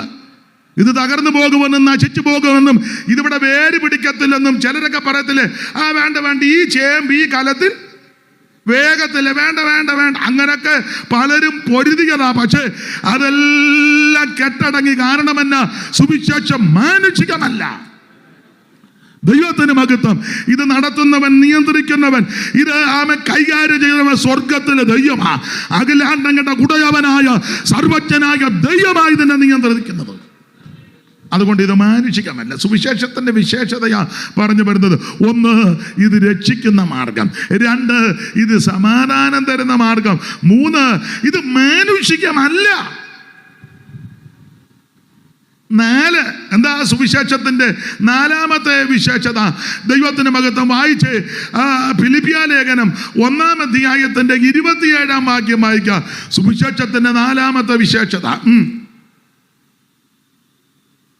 ഞാൻ നിങ്ങളെ വന്ന് കണ്ടിട്ടോ, ദൂരത്തിരുന്ന് നിങ്ങളുടെ അവസ്ഥ കേട്ടിട്ടോ, നിങ്ങൾ ഏകാത്മാവിൽ നിലനിന്ന് എതിരാളികളാൽ ഒന്നിലും കുലുങ്ങിപ്പോകാതെ ഏക മനസ്സോടെ സുവിശേഷത്തിന്റെ വിശ്വാസത്തിനായി പോരാട്ടം കഴിക്കുന്നു എന്ന് ഗ്രഹിക്കേണ്ടതിന് ക്രിസ്തുവിന്റെ സുവിശേഷത്തിന് യോഗ്യമാം വണ്ണം മാത്രം നടപ്പി. സുവിശേഷത്തിന്റെ 4ാമത്തെ വിശേഷത ഇത് യോഗ്യമായിട്ട് നടക്കാൻ പഠിപ്പിക്കും. അല്ല പുറകോട്ടൊന്ന് ചിന്തിച്ചേച്ച് മുന്നോട്ടൊന്ന് വന്ന് നേരത്തെ എങ്ങനെയാ നടന്നത്? മദ്യപിച്ചും പുകവലിച്ചും ലഹരി പദാർത്ഥങ്ങൾക്ക് അടിമപ്പെട്ടും ഒന്ന് പറഞ്ഞ് 2ാമത്തിന് വഴക്കും ബുക്കാരും തെറി, കണ്ണു പൊട്ടുന്ന തെറി. നേരത്തെ നല്ല തെറി ചെറിയ തെറിയാന്നോ? കൊടുങ്ങല്ലൂപ്പള്ള. ഞങ്ങളുടെ സഭയിൽ ഒരു അമ്മ വരുക, ഇപ്പോഴും കൊണ്ട്, കഴിഞ്ഞ ആഴ്ച കൊണ്ടായിരുന്നു. അമ്മ ഞാനെപ്പോഴും പറയും, അമ്മ പറഞ്ഞു, പാസ്റ്ററെ എൻ്റെ ഈ നല്ല ഫസ്റ്റ് ക്ലാസ് തെറി ഉണ്ടെന്ന്. ഞാൻ പറഞ്ഞു, തള്ളേ പറയരുത്. ഇല്ല ഞാൻ പറയത്തില്ല, എൻ്റെ കയ്യിലുണ്ട്. എന്നോട് പറഞ്ഞതാ. നമ്മൾ ദൈവത്തെ ഓർത്ത്, ഇല്ല ഞാൻ പറയത്തില്ല, എൻ്റെ കയ്യിലുണ്ട് ഫസ്റ്റ് ക്ലാസ് തെറി. തള്ള എന്നോട് പറഞ്ഞതാ. എന്നിട്ട് ഞാനിത് ശ്രദ്ധിക്കാതിരുന്നപ്പോൾ എന്നെ ഞോണ്ടിയേച്ച്, എന്നെ ആരായി തെറി പഠിപ്പിച്ചെന്നറിയാവോ? അതാ ഞങ്ങളുടെ ഒരു കൊച്ചമ്മയുണ്ട്. അവരെന്നോട് പറയാം, ഞങ്ങളുടെ ഒരു കൊച്ചമ്മ കോട്ടാലി പൊന്നമ്മ, അവൾ പറഞ്ഞു, എടി ഇങ്ങനത്തെ തെറി പറഞ്ഞ ആരും നമ്മുടെ മേളി വരികയല്ലെന്ന്. ഇങ്ങനത്തെ കേട്ട ആരാ വരുന്നേ? ഞാൻ പറഞ്ഞൊന്നും മിണ്ടരുത്. ഇല്ല ഞാൻ പറയത്തില്ല, എൻ്റെ കയ്യിലുണ്ടല്ല. ഇത് രക്ഷിക്കപ്പെടുന്നതിന് മുമ്പ്. ഇപ്പോഴാ അമ്മ നല്ല സഭായുധനൊക്കെ വരുന്ന വെള്ള സാരിയൊക്കെ കൊടുത്ത് ഇപ്പം നമ്മൾ എന്തെങ്കിലും പറഞ്ഞാൽ സ്തോത്രം അങ്ങനെ പറയുള്ളൂ. എന്നാ ഇത് യോഗ്യമായിട്ട് നടക്കാൻ പഠിപ്പിക്കും. പണ്ട് ഈ തള്ളടരൊക്കെ ആരും ചെല്ലത്തില്ല, രക്ഷിക്കപ്പെടുന്നതിന് മുമ്പാ. അപ്പം ഞാനൊരിക്കൽ ചോദിച്ചു, അമ്മേ, ഞങ്ങളുടെ അമ്മ ഭർത്താവിനെ തല്ലിയിട്ടുണ്ടെന്നാണല്ലോ കേൾക്കുന്നത്. രക്ഷിക്കപ്പെടുന്നതിന് മുമ്പ് വലിയ താരമാണ്. അപ്പം പുള്ളിക്കാരി അവൻ ഒറ്റയടിക്ക് താഴെ ഇട്ടെന്ന് പറഞ്ഞു. എന്നോട് പറഞ്ഞതാ. പുള്ളി ആ ഒരൊറ്റ അടി കൊണ്ടുപോയതാ, പിന്നെ ഇന്ന് വരെ വന്നിട്ടില്ല. എവിടാണെന്ന് പോലും ഉള്ള കാര്യമാ. തള്ള കഴിഞ്ഞ ആഴ്ചയും സഭായത്തിനുണ്ടായിരുന്നു. ഇനി ഇത് കേട്ടേച്ച് തള്ള എന്നെ വെച്ചേക്കോ എന്നുള്ളതാ. അതെ, ഇത് രക്ഷിക്കപ്പെടുന്നതിന് മുമ്പ്. എന്നാൽ ഇപ്പോൾ ആ അമ്മ അടി ഉണ്ടാക്കാൻ പോകത്തില്ല, തെറി വിളിക്കത്തില്ല, അനാവശ്യം പറയത്തില്ല. കാരണം എന്നാ? സുവിശേഷം ഈ അമ്മയെ അല്ല, മിക്ക മാതാക്കളെയും മിക്കവരെയും യോഗ്യമായി നടത്താൻ പഠിപ്പിച്ചു. അതാ സുവിശേഷത്തിന്റെ വിശേഷത. ഇത് യോഗ്യമായിട്ട് നടത്തും. വേറൊരു അമ്മയുണ്ട്, വലിയ വലിയ വലിയ വില്ലൻ താരങ്ങളാ. അവരെ സഖാവെന്നാ വിളിക്കുന്ന. സഖാവ് പേര് ഞാൻ പറയുന്നില്ല, ചിലപ്പം ബന്ധമുള്ളവരുണ്ടെങ്കിൽ എന്തോ ഒരു അലോഗ്യം വേണ്ട. സഖാവെന്ന പഴയ പാർട്ടിക്കാരിയാ. ഇപ്പം 100 വയസ്സ് കഴിഞ്ഞു. അടുത്ത സമയത്ത് ഞാൻ കാണാൻ ചെന്നു. ഇപ്പോഴും നല്ല ആരോഗ്യമാ, ഭയങ്കര തൻ്റെടിയാ. അവർ അഭ്യാസമൊക്കെ പഠിച്ച അമ്മയാ അന്നത്തെ കാലത്ത്. അവർ ഒത്തിരി ചരിത്രം പറയാനുണ്ട്, അതല്ലല്ലോ നമ്മുടെ വിഷയം. പഴയ സഖാവ, ഇപ്പോഴും ഉണ്ട്, വീര്യമുണ്ട്.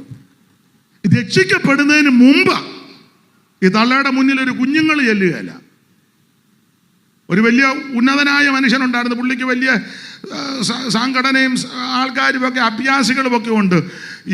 അദ്ദേഹം ഈ അമ്മയ്ക്ക് പാർട്ടിക്ക് എതിരാ. അവസാനം കൊമ്പ് കോർത്ത് ഈ തള്ള പുള്ളിയുടെ പുറകെ, അന്നത്തെ കാലമാണ്, വടിവാളുമായിട്ട് ഓടി വെട്ടാൻ. പുള്ളി ഓടി കൈ കെട്ടിയാ തള്ള വെട്ടി ശരിയാക്കും. പുറകെയിട്ട് ഓടിച്ചു. അവസാനം അങ്ങേര് പേടിച്ച് ഒരു പാലത്തെ കയറി ചെടുത്ത് ചാടി ആറ്റിലോട്ട്. അള്ളവിനെ ചാടിയിൽ എന്നോട് പറഞ്ഞ്, ഞാൻ കിട്ടാഞ്ഞൻ്റെ അരിശത്തിന് പാലത്തിൻ്റെ കൈവരി മുഴുവൻ വെട്ടിയേച്ചാ പോകുന്നെന്ന്. ഇപ്പോഴും ഉണ്ട്. വരികാരനെ കൊണ്ട് കാണിക്കാം, ഒന്ന് കാണുന്ന നല്ലതാ. ഞാൻ രക്ഷിക്കപ്പെടുന്നതിന് മുമ്പാ.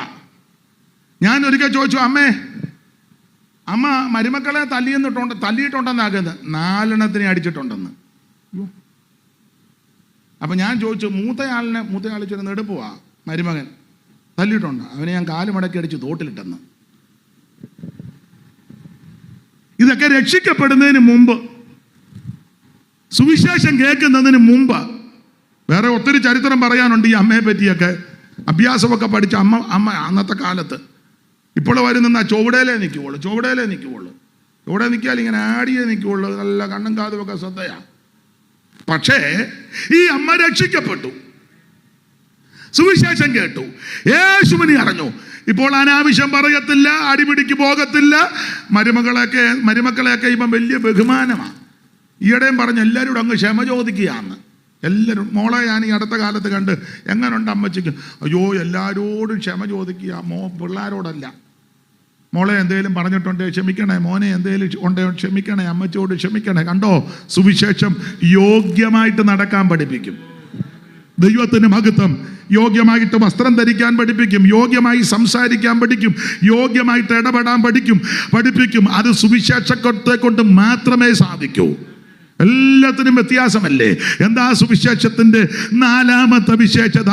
ഇത് യോഗ്യമായിട്ട് നടക്കാൻ പഠിപ്പിക്കുന്ന മാർഗമാ സുവിശേഷം.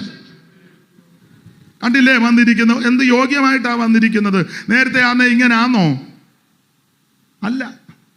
ഞാൻ ആ ഭാഗത്തേക്കൊന്നും പോകുന്നില്ല. സുവിശേഷത്തിൻ്റെ വിശേഷതയായി പറഞ്ഞു വരുന്നത്, 1 ഇത് രക്ഷിക്കുന്ന മാർഗം, 2 സമാധാനം തരുന്ന മാർഗം, 3 ഇത് മാനുഷികമല്ല, 4 ഇത് യോഗ്യമായിട്ട് നടത്താൻ പഠിപ്പിക്കും. സുവിശേഷത്തിൽ വന്നത് കൊണ്ടാണ്. നമ്മളെ ആരെയാലും അനാവശ്യം പറഞ്ഞാൽ നമ്മൾ തിരിച്ച് പറയുമോ? ഇല്ല, ഞാൻ പറയത്തില്ല. ഒരിക്കൽ ഞങ്ങളുടെ അവിടെ 2-3 പേര് വന്നു. പേരും സ്ഥലവും ഒന്നും പറയുന്നില്ല. വന്ന് എൻ്റെ വായിൽ നിന്ന് എന്തേലും കിട്ടാനാ. വഴക്കുണ്ടാക്കാൻ വന്നതാ. 1,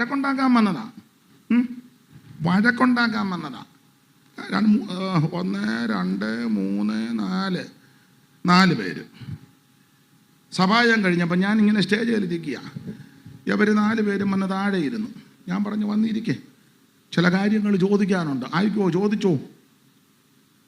അപ്പോൾ ചോദിക്കുന്നതെല്ലാം കൈയില്ലാത്തവൻ കൈ വെച്ച് കെട്ടി തല്ലുന്ന വർത്താനമാണ് ചോദിക്കുന്നത്.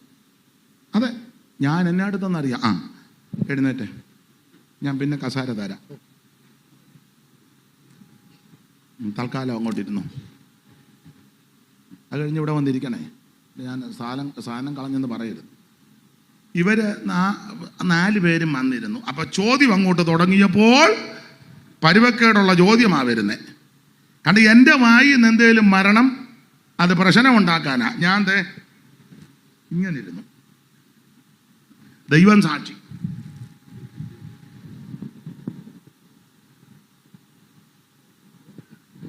ഇത് മറച്ചു വെച്ച എന്നാന്ന് വെച്ചാൽ അല്ലേ അവന്മാർ പറയും ചുണ്ടുകൊണ്ട് ഏതാണ്ട് പറഞ്ഞെന്ന്. ഇങ്ങനെ ഇരുന്നു. നല്ല പ്രാഗൽഭ്യത്തോടാ പറയുന്നേ. 3/4 മണിക്കൂർ എൻ്റെ അപ്പന് പറഞ്ഞു, അമ്മയ്ക്ക് പറഞ്ഞു, ചരിത്രമെല്ലാം ഇരുന്ന് പറയുക. ഞാൻ പറയാത്തതും ചിന്തിക്കാത്തതും എല്ലാം അങ്ങ് ഞാനും കണ്ട് പറഞ്ഞോട്ടെ. കാരണം ഇതെല്ലാം കുറച്ച് പറയുമ്പോൾ ഇവർക്ക് ആശ്വാസം ഉണ്ടാകും. അങ്ങനുണ്ട്. ഞാൻ മുഖാന്തരം അവർക്ക് കുറച്ച് ആശ്വാസം ഉണ്ടാകുക എന്നേ. ഇങ്ങനെ ഇരുന്നു 3/4 മണിക്കൂർ. അത് ദൈവം കൃപ തരുന്നതാണ്. അപ്പം ഞങ്ങളുടെ വിശ്വാസികളുമൊക്കെ ചിലരുണ്ട്, അവരോർത്തിന്ന് ഇവിടെ വലിയ ഭൂകമ്പം നടക്കുമെന്ന്. അതുപോലത്തെ കാര്യമാണ് പറയുന്നത്. വെളിയിൽ നിൽക്കുന്നവർക്ക് കേട്ടിട്ട് ഒരുത്തനോട് ഞാൻ ദേഹം ധരിക്കുകയായിരുന്നെന്ന്. നീ ധരിക്കണ്ടെന്ന് പറഞ്ഞു. 3/4 മണിക്കൂർ സംസാരിച്ചു. ഒന്നും എൻ്റെ വായിൽ നിന്ന് വരാൻ ദൈവം അനുവദിച്ചില്ല. സങ്കീർത്തനം 39 ഞാൻ അന്നേരം ഓർത്തു. മിണ്ടാതിരുന്നപ്പോൾ അതിൽ ഒരുത്തൻ ചോദിച്ചു. അവൻ പറഞ്ഞ ഭാഷ ഞാൻ അതുപോലെ പറയാം. ഒരു ചെറിയ തെറിയ, ഒരു തെറിയും കൂടി ഇരിക്കട്ടെ. അവനുടനെ എന്നോട് ചോദിക്കുക, വായിക്കാത്ത തന്നെ ആ തൊഴയാണോ എന്ന്. നിങ്ങളോടത്ത് വലിയ തെറി പറയുമെന്നാന്നോ? ഇല്ല, തള്ള പറയാൻ പോലെ ഒന്നും പറയത്തില്ല. എൻ്റെ ഫസ്റ്റ് ക്ലാസ് ഇല്ല. ഇനി ഇരുന്നോ വന്ന്. ഇടയ്ക്കിടയ്ക്ക് ചിലപ്പോൾ ഇങ്ങനെ ഞാൻ ചെയ്യും. അപ്പം അതിലൊരുത്തൻ ചോദിക്കുക, വായിക്കാത്ത തന്നെ ആ തൊഴയാന്നോ? എന്നിട്ട് ഞാൻ മിണ്ടിയില്ല. തൊഴയാന്നും പറഞ്ഞില്ല, നയമ്പാന്നും പറഞ്ഞില്ല, നാക്കാന്നും പറഞ്ഞില്ല. ഒടുവിൽ അവരങ്ങ് പോയി പ്രാർത്ഥിച്ചു വിട്ടു. അതെന്നാ ഈ സുവിശേഷം നമ്മളെ സ്തോത്രം യോഗ്യമായിട്ട് നടത്തും. ദൈവത്തിന് മഹത്വം. ഇത് യോഗ്യമായിട്ട് നമ്മളെ നടത്തുന്നതാണ്. ഈ മാർഗത്തിൽ വന്നത് കൊണ്ടാണ് ഇത് ഒക്കുന്നത്. ദൈവത്തിന് മഹത്വം. നമ്മളെ ഉപദ്രവിക്കുന്നവർ കാണും, തിരിച്ചൊന്നും പറയത്തില്ല, പ്രതികരിക്കത്തില്ല. ആക്ഷേപിക്കുന്നവർ കാണും, ഒന്നിനും മറുപടി പറയത്തില്ല. ഈ മറുപടി പറയാൻ പോയാൽ പിന്നെ അതിനേ ഉള്ളൂ നേരം. ആ മറുപടി പറയുന്ന നേരത്തിന് കുത്തിയിരുന്ന് പ്രാർത്ഥിച്ചാലോ? അതല്ലേ ഏറ്റവും നല്ലത്. മറുപടി പറയാൻ പോകുന്ന നേരത്തിന് ഇപ്പം എല്ലാവരും ഒക്കെ വിശദീകരണമാണ്. പ്രതികരണം, വിശദീകരണം, പിന്നെന്തുവാ? ആ നേരത്തിരുന്ന് പ്രാർത്ഥിക്കാവോ? നിനക്ക് വേണ്ടി ദൈവം വൻക്രിയ ചെയ്യും. ദൈവത്തിന് മഹത്വം. അപ്പോൾ സുവിശേഷത്തിന്റെ വിശേഷത 1, ഇത് രക്ഷിക്കുന്ന മാർഗം. 2, ഇത് സമാധാനം തരുന്ന മാർഗം. 3, ഇത് മാനുഷികമല്ല, ദൈവികമാ. 4, എന്തുവാ നമ്മൾ ചിന്തിച്ചേ? യോഗ്യമായിട്ട് നടക്കുന്ന മാർഗം. 5 ഞാൻ പറഞ്ഞോ? ഇല്ല. സുവിശേഷത്തിന്റെ 5ാമത്തെ വിശേഷത, ഇത് നിന്നെ ഉയർത്തുന്ന മാർഗമാണ്. ഉയർത്തും. വായിച്ചേ, കൊരിന്ത്യർക്ക് എഴുതിയ 2-ാം ലേഖനം 11-ാം അധ്യായത്തിന്റെ 7-ാം വാക്യം. കൊരിന്ത്യർക്ക് എഴുതിയ 2-ാം ലേഖനം 11:7. സുവിശേഷം നിന്നെ ഉയർത്തും. അല്ലെങ്കിൽ ഞാൻ ദൈവത്തിന്റെ സുവിശേഷം നിങ്ങൾക്ക് സൗജന്യമായി പ്രസംഗിച്ചുകൊണ്ട് നിങ്ങൾ ഉയരേണ്ടതിന്. അപ്പോൾ എന്നെ കേൾക്കുന്ന പ്രിയരെ, സുവിശേഷം നമ്മളെ ഉയർത്തും. ഇവിടെ ഇരിക്കുന്ന, മുമ്പേ പറഞ്ഞ പോലെ ഇവിടെ ഇരിക്കുന്നവരുടെ കയ്യിലോട്ട് ഈ മൈക്ക് കൊടുത്താൽ ഓരോരുത്തരും ഇങ്ങോട്ട് കയറി വന്ന് പറയുന്ന പദം ഇതായിരിക്കും: എൻ്റെ ദൈവം എന്നെ ഉയർത്തി, എൻ്റെ ദൈവം എന്നെ മാനിച്ചു, എൻ്റെ ദൈവം എന്നെ ആദരിച്ചു. ഇന്ന് രാത്രിയുടെ വന്ന സകല ദൈവമക്കൾക്ക് ഈ ഒരൊറ്റ കാര്യമേ പറയാനുള്ളൂ: എൻ്റെ ദൈവം എന്നെ ഉയർത്തി. ഈ ആദരണീയ കർത്തദാസന്മാരോട് ചോദിച്ച് അവരും ഇത് തന്നെ പറയും: ദൈവം ഉയർത്തി. ഇവിടെ ഇരിക്കുന്ന ബഹുമാന്യ ദൈവമക്കൾ ഇത് തന്നെ പറയും: എൻ്റെ ദൈവം എന്നെ ഉയർത്തി. ഒന്നുകൂടെ വിഷയത്തോട് ബന്ധപ്പെട്ട് പറഞ്ഞാൽ, സുവിശേഷം ഞങ്ങളെ ഉയർത്തി. സുവിശേഷം നിന്നെ ഉയർത്തുന്നതാ. നീ പരാജയത്തിന്റെ പടുകുടിയിൽ കിടക്കുന്ന വ്യക്തിയായിരിക്കും, നിരാശയുടെ അടിത്തട്ടി കിടക്കുന്ന വ്യക്തിയായിരിക്കും, പീഡനത്തിന്റെ അടിത്തട്ടി കിടക്കുന്നവനാ. ഗതിയില്ലാതെ, ഗത്യന്തരമില്ലാതെ, സ്വസ്ഥതയില്ലാതെ, സമാധാനമില്ലാതെ ജീവിതം ഇനി ഒടുക്കാമെന്ന് ചിന്തിച്ചായിരിക്കും കിടക്കുന്നത്. എന്നാൽ ഇന്ന് രാത്രി ഒരു കാര്യം പറയാ: ഈ സുവിശേഷം ഏറ്റെടുത്താൽ, ഈ സുവിശേഷം വിശ്വസിച്ചാൽ, ഈ സുവിശേഷം അംഗീകരിച്ചാൽ, നിന്റെ അരാജകത്വം മാറ്റി നിന്നെ ഉയർത്തുന്ന മാർഗമാ സുവിശേഷം. നമ്മുടെ ആൾക്കാരൊക്കെ പ്രസംഗിക്കുമ്പോൾ കുറ്റമല്ല, നല്ല കാര്യമാ. ചെല്ല് പറയാനുണ്ടു. ഇപ്പൊ ഉദാഹരണത്തിന് അമേരിക്കയിൽ ഒരു സംഭവം, ചെല്ല് പറയും ഓസ്ട്രേലിയയിൽ ഒരു വിഷയം, ചെല്ല് പറയും കാലിഫോർണിയയിൽ നടന്ന ഒരു കാര്യം, കാനഡയിൽ. അതൊക്കെ നല്ല കാര്യമാ, ഉള്ളതാ, ഞാൻ എതിർക്കുന്നില്ല. എന്തിനാ കാലിഫോർണിയയിലും കാനഡയിലും പോകുന്നത്? ഇവിടെ ഉണ്ടല്ലോ പറയാൻ. ഏതാ ഉയർത്തിയ കാര്യം? സായിപ്പിനെ ഉയർത്തുന്ന കാര്യം ദൈവം ഉയർത്തിക്കോട്ടെ. എന്തിനാ? ഇവിടെ ഉണ്ടല്ലോ. എന്തിനാ ദൂരോട്ട് പോകുന്നത്? എന്നെ നോക്കേ, എന്തിനാ ഒത്തിരി ദൂരോട്ട് പോകുന്നത്?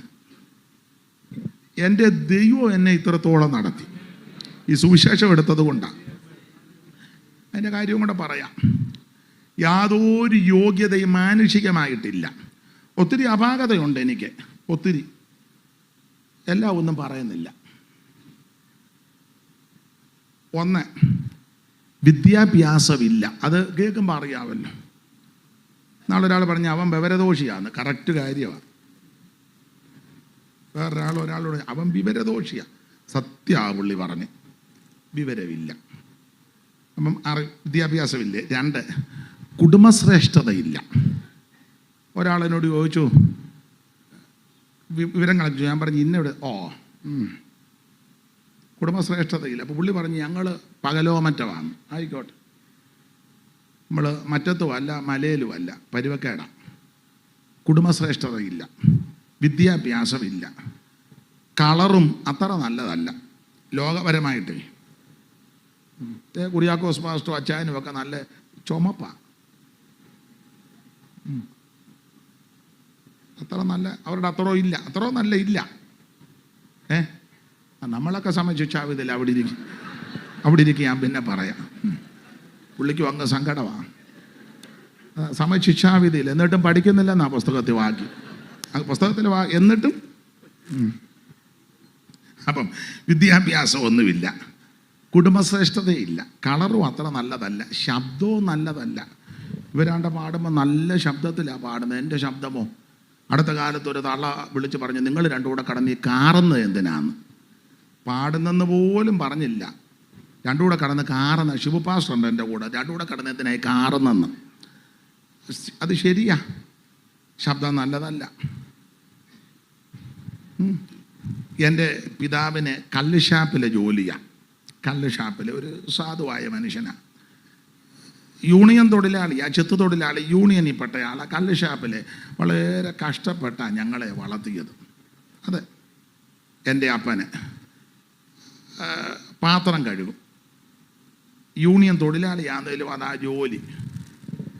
കുടിക്കുന്നവരൊക്കെ വന്ന് കുടിച്ചേച്ച് പോകുമ്പോൾ കുപ്പിയും പാത്രവും ഒക്കെ കഴുകി. അങ്ങനെ ഞങ്ങളെ വളർത്തിയത്, എന്നെ, എൻ്റെ സഹോദരങ്ങളെ, വീടിനെ സംരക്ഷിച്ചു. വളരെ ബുദ്ധിമുട്ടിയാണ് വളർന്നത്. ദാരിദ്ര്യദുഃഖമൊക്കെ അനുഭവിച്ചിട്ടുണ്ട്. അതുകൊണ്ട് ഇത് പറയുമ്പം ഏറെക്കുറെ മനസ്സിലാകും. നല്ല വസ്ത്രമൊന്നും ചെറുപ്പത്തിൽ ധരിക്കാൻ ഒത്തിട്ടില്ല. ഇഷ്ടമില്ലാഞ്ഞിട്ടല്ല, സാഹചര്യം അതാ. ചെറുപ്പത്തിൽ സ്വന്തമായിട്ട് വീട് ഒന്നുമില്ല. ബന്ധുക്കടെയൊക്കെ വീടുകളിലാണ് അന്ന് താമസിച്ചത്. അത് കഴിഞ്ഞ് ഒരു ചെറിയ വീട് ഓലപ്പര പണിതു. ചാണക വീട്ട് മെഴുകിയ തറയും ഓല മറച്ചതാണ്. അത് ഞാനെല്ലാം വിവരിക്കുന്നില്ല. എൻ്റെ അമ്മ വളരെ കഷ്ടപ്പെടുമായിരുന്നു. അപ്പനേക്കാളും നന്നായിട്ട് അമ്മ കഷ്ടപ്പെടും. ഞങ്ങൾ കുട്ടനാട്ടിലാണ്, പാടത്ത് കൊയ്യാനും മെതിക്കാനും ഒക്കെ പോകും. കൊയ്ത്ത് കഴിഞ്ഞാലും അമ്മ പിന്നെയും ജോലിക്ക് പോയി. അടിച്ചു വാരുക എന്ന് പറയും. കൊയ്ത്ത് അവിടെ അതൊക്കെ തൂത്തുവാരി എടുത്ത് വെക്കും. അത് കഴുകിയൊക്കെ എടുക്കണം. ചുമക്കാൻ ഞാനാ പോകുന്നത്. കൊച്ചാന്നേലും എന്നെ കൊണ്ടുപോകും. ഞാൻ പോയേ ഒക്കൂ. കൊയ്യാനും മെതിക്കാനും ഒക്കെ ഞാനും പോയിട്ടുണ്ട്, അറിയാം.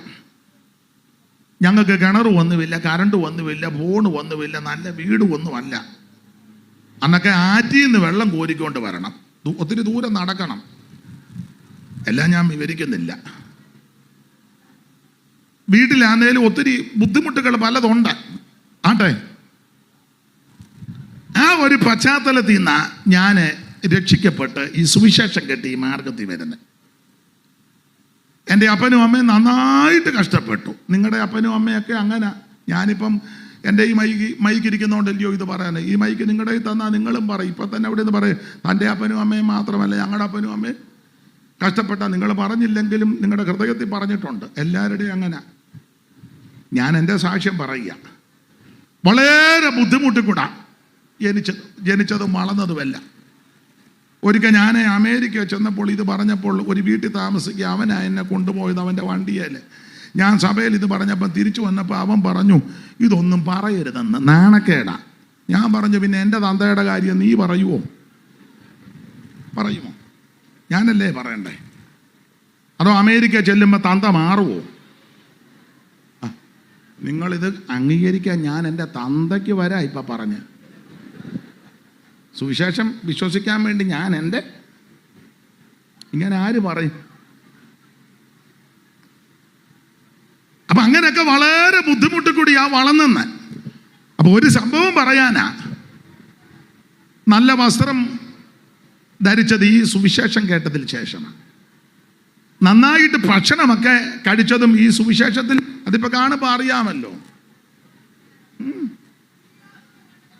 നല്ല ആൾക്കാരുമായിട്ടൊക്കെ ഇടപെടാൻ പഠിച്ചത് ഈ മാർഗത്തിൽ വന്നതാ.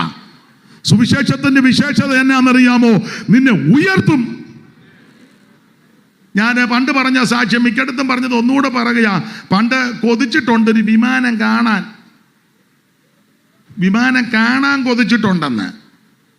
എന്നാൽ ഈ സുവിശേഷം കേട്ടതിന് ശേഷം, അംഗീകരിച്ചതിന് ശേഷം അനേക രാജ്യങ്ങളിൽ വിമാനത്തെ പോകാൻ ഇടയാക്കി. വിമാനത്തെ പോയ ചരിത്രം പറഞ്ഞതല്ല, അതിനെല്ലാം ഇടവരുത്തിയത് സുവിശേഷമാണ്. മാന്യന്മാരുമായിട്ട് ഉന്നതന്മാരുമായിട്ടൊക്കെ ഇടപെടാനും സഹകരിപ്പാനും ഒക്കെ പഠിച്ചതും അത് അനുഭവിച്ചതും ഈ സുവിശേഷം അത് ഉയർത്തുന്നതാണ്. എല്ലാ നിലയിലും. അങ്ങനല്ലേ പുസ്തകത്തിലെ വാക്യം?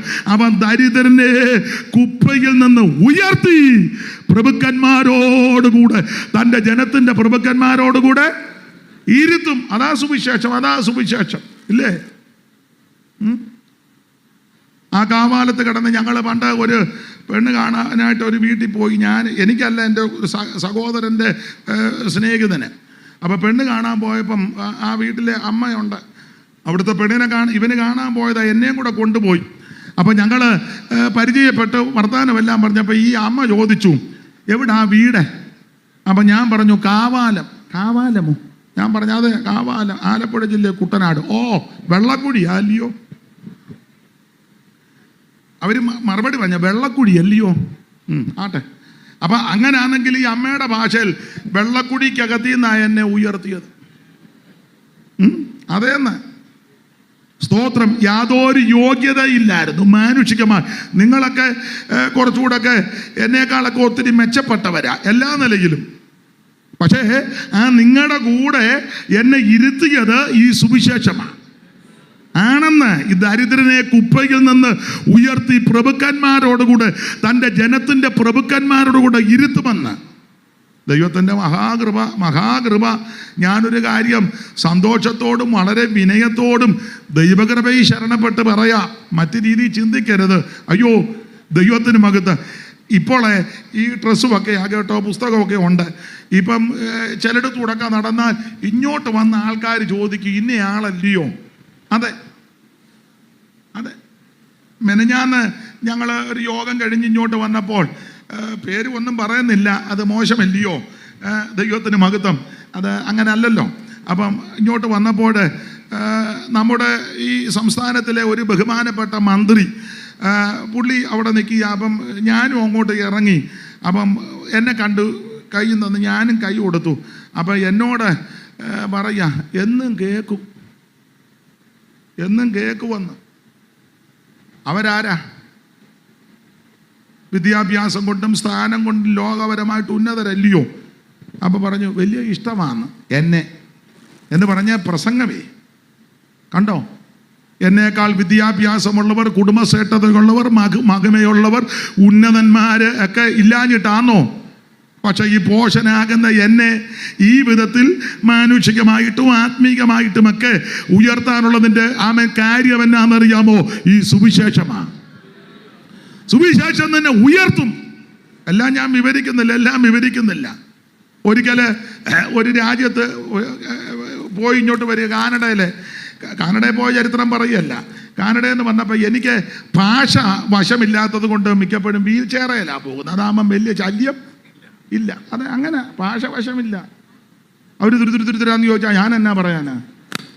അപ്പം വീൽ ചെയർ ആകുമ്പം തന്നെയല്ല, കാലിന് വേദനയുണ്ട്, ബുദ്ധിമുട്ടുണ്ട്. അപ്പം അതുകൊണ്ട് ഇത് രണ്ട് കാര്യം, ഒരു ഉന്തിൻ്റെ കൂടെ ഒരു തള്ളെന്ന് പറഞ്ഞ പോലെ അങ്ങനെ പോകുന്നത്. അപ്പം കാനഡയിൽ നിന്ന് ഇങ്ങോട്ട് പോയി എനിക്ക് ഒറ്റയ്ക്ക് യാത്ര ചെയ്യാനും ബുദ്ധിമുട്ടാണ്, ഭാഷാ പ്രശ്നമാണ് കൂടുതൽ. അപ്പം അന്ന് ഒറ്റയ്ക്കാണ് പോരുന്നത്. ഞാനും ഭാരപ്പെട്ട് ദൈവമേ എന്തോ ചെയ്യും. കൂടെ വന്ന പുള്ളിക്കാർ വീൽ ചെയറുമൊക്കെ എടുത്ത് എന്നെ ഇരുത്തി ലഗേജും എല്ലാം വിട്ടിഞ്ഞു വന്നപ്പം ഇത് പ്രധാനപ്പെട്ട ഒരു ഓഫീസർ എന്നെ കണ്ടു. പുള്ളി അവിടെ നിന്ന് ഇറങ്ങി വന്നു. കാവാലം പാസ്റ്റർ അല്ലയോ? ഞാൻ പറഞ്ഞു അതെ. അവിടോട്ട് മാറിയിരിക്കാൻ പറഞ്ഞു. അയ്യോ ദൈവമേ, വെട്ടിനകത്ത് വീണോ? മാറിയിരിക്കാൻ അവിടെ ഇരിക്കുക പറയാമെന്ന് പറഞ്ഞു. അപ്പോൾ എൻ്റെ ഹൃദയത്തിൽ ചിന്ത, ദൈവമേ ഇനി എന്തോ വല്ല ഒന്തറാക്കുള്ളിയാന്നോ? എന്തായാലും സ്തോത്രം പറഞ്ഞുകൊണ്ട് അവിടെ ഇരുന്ന് സ്തോത്രം പറഞ്ഞ്, ഞാൻ അങ്ങനെയുള്ള രംഗങ്ങൾ വരുമ്പോൾ സ്തോത്രം പറഞ്ഞ് ആത്മാവിൽ നിറഞ്ഞ് ആരും കേൾക്കാതെ അന്യഭാഷയ്ക്ക് ദൈവത്തെ മഹത്വപ്പെടുത്തും. ഇങ്ങനെയുള്ള രംഗങ്ങൾ അന്യഭാഷ പറഞ്ഞ് മതി പോ.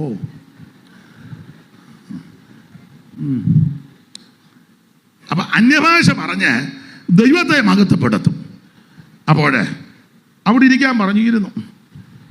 ആൾക്കാരെ എല്ലാം കയറ്റി വിടുക, എന്നെ വിടുന്നില്ല. അയ്യോ, വിട്ടവര് അങ്ങ് വെളിയിലോട്ട് പോയി. ഞാനിങ്ങനെ അന്യഭാഷയൊക്കെ പറഞ്ഞിരിക്കുക, സ്തോത്രം ചെയ്യും. എല്ലാവരും പോയി കഴിഞ്ഞപ്പോൾ പുള്ളി ഇറങ്ങി വന്നു വെച്ചു വരാൻ പറഞ്ഞു. പുള്ളി തന്നെ ഇത് ഉന്തുക. അപ്പം വേറൊരാളുണ്ട്, അവനോട് പറഞ്ഞ് പൊക്കോളാൻ.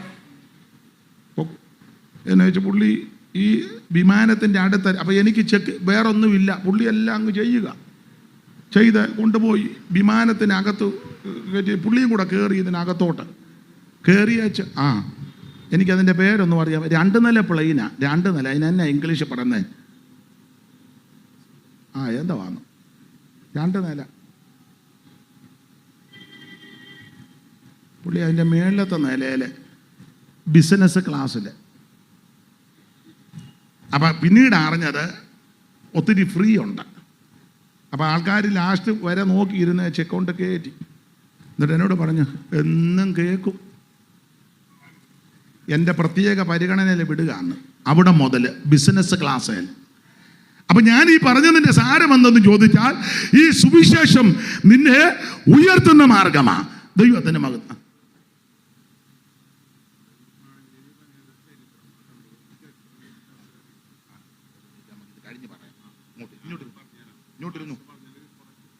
അങ്ങോട്ടിരിക്കും, അവിടോട്ടിരിക്കും. നമുക്കിത് കഴിഞ്ഞ് പറയാം. പോകരുത്, ഇവിടെ ഇരിക്കണം. എന്നെ കണ്ടേച്ചേ പോകാവൂ. ഇങ്ങോട്ടിരിക്കും.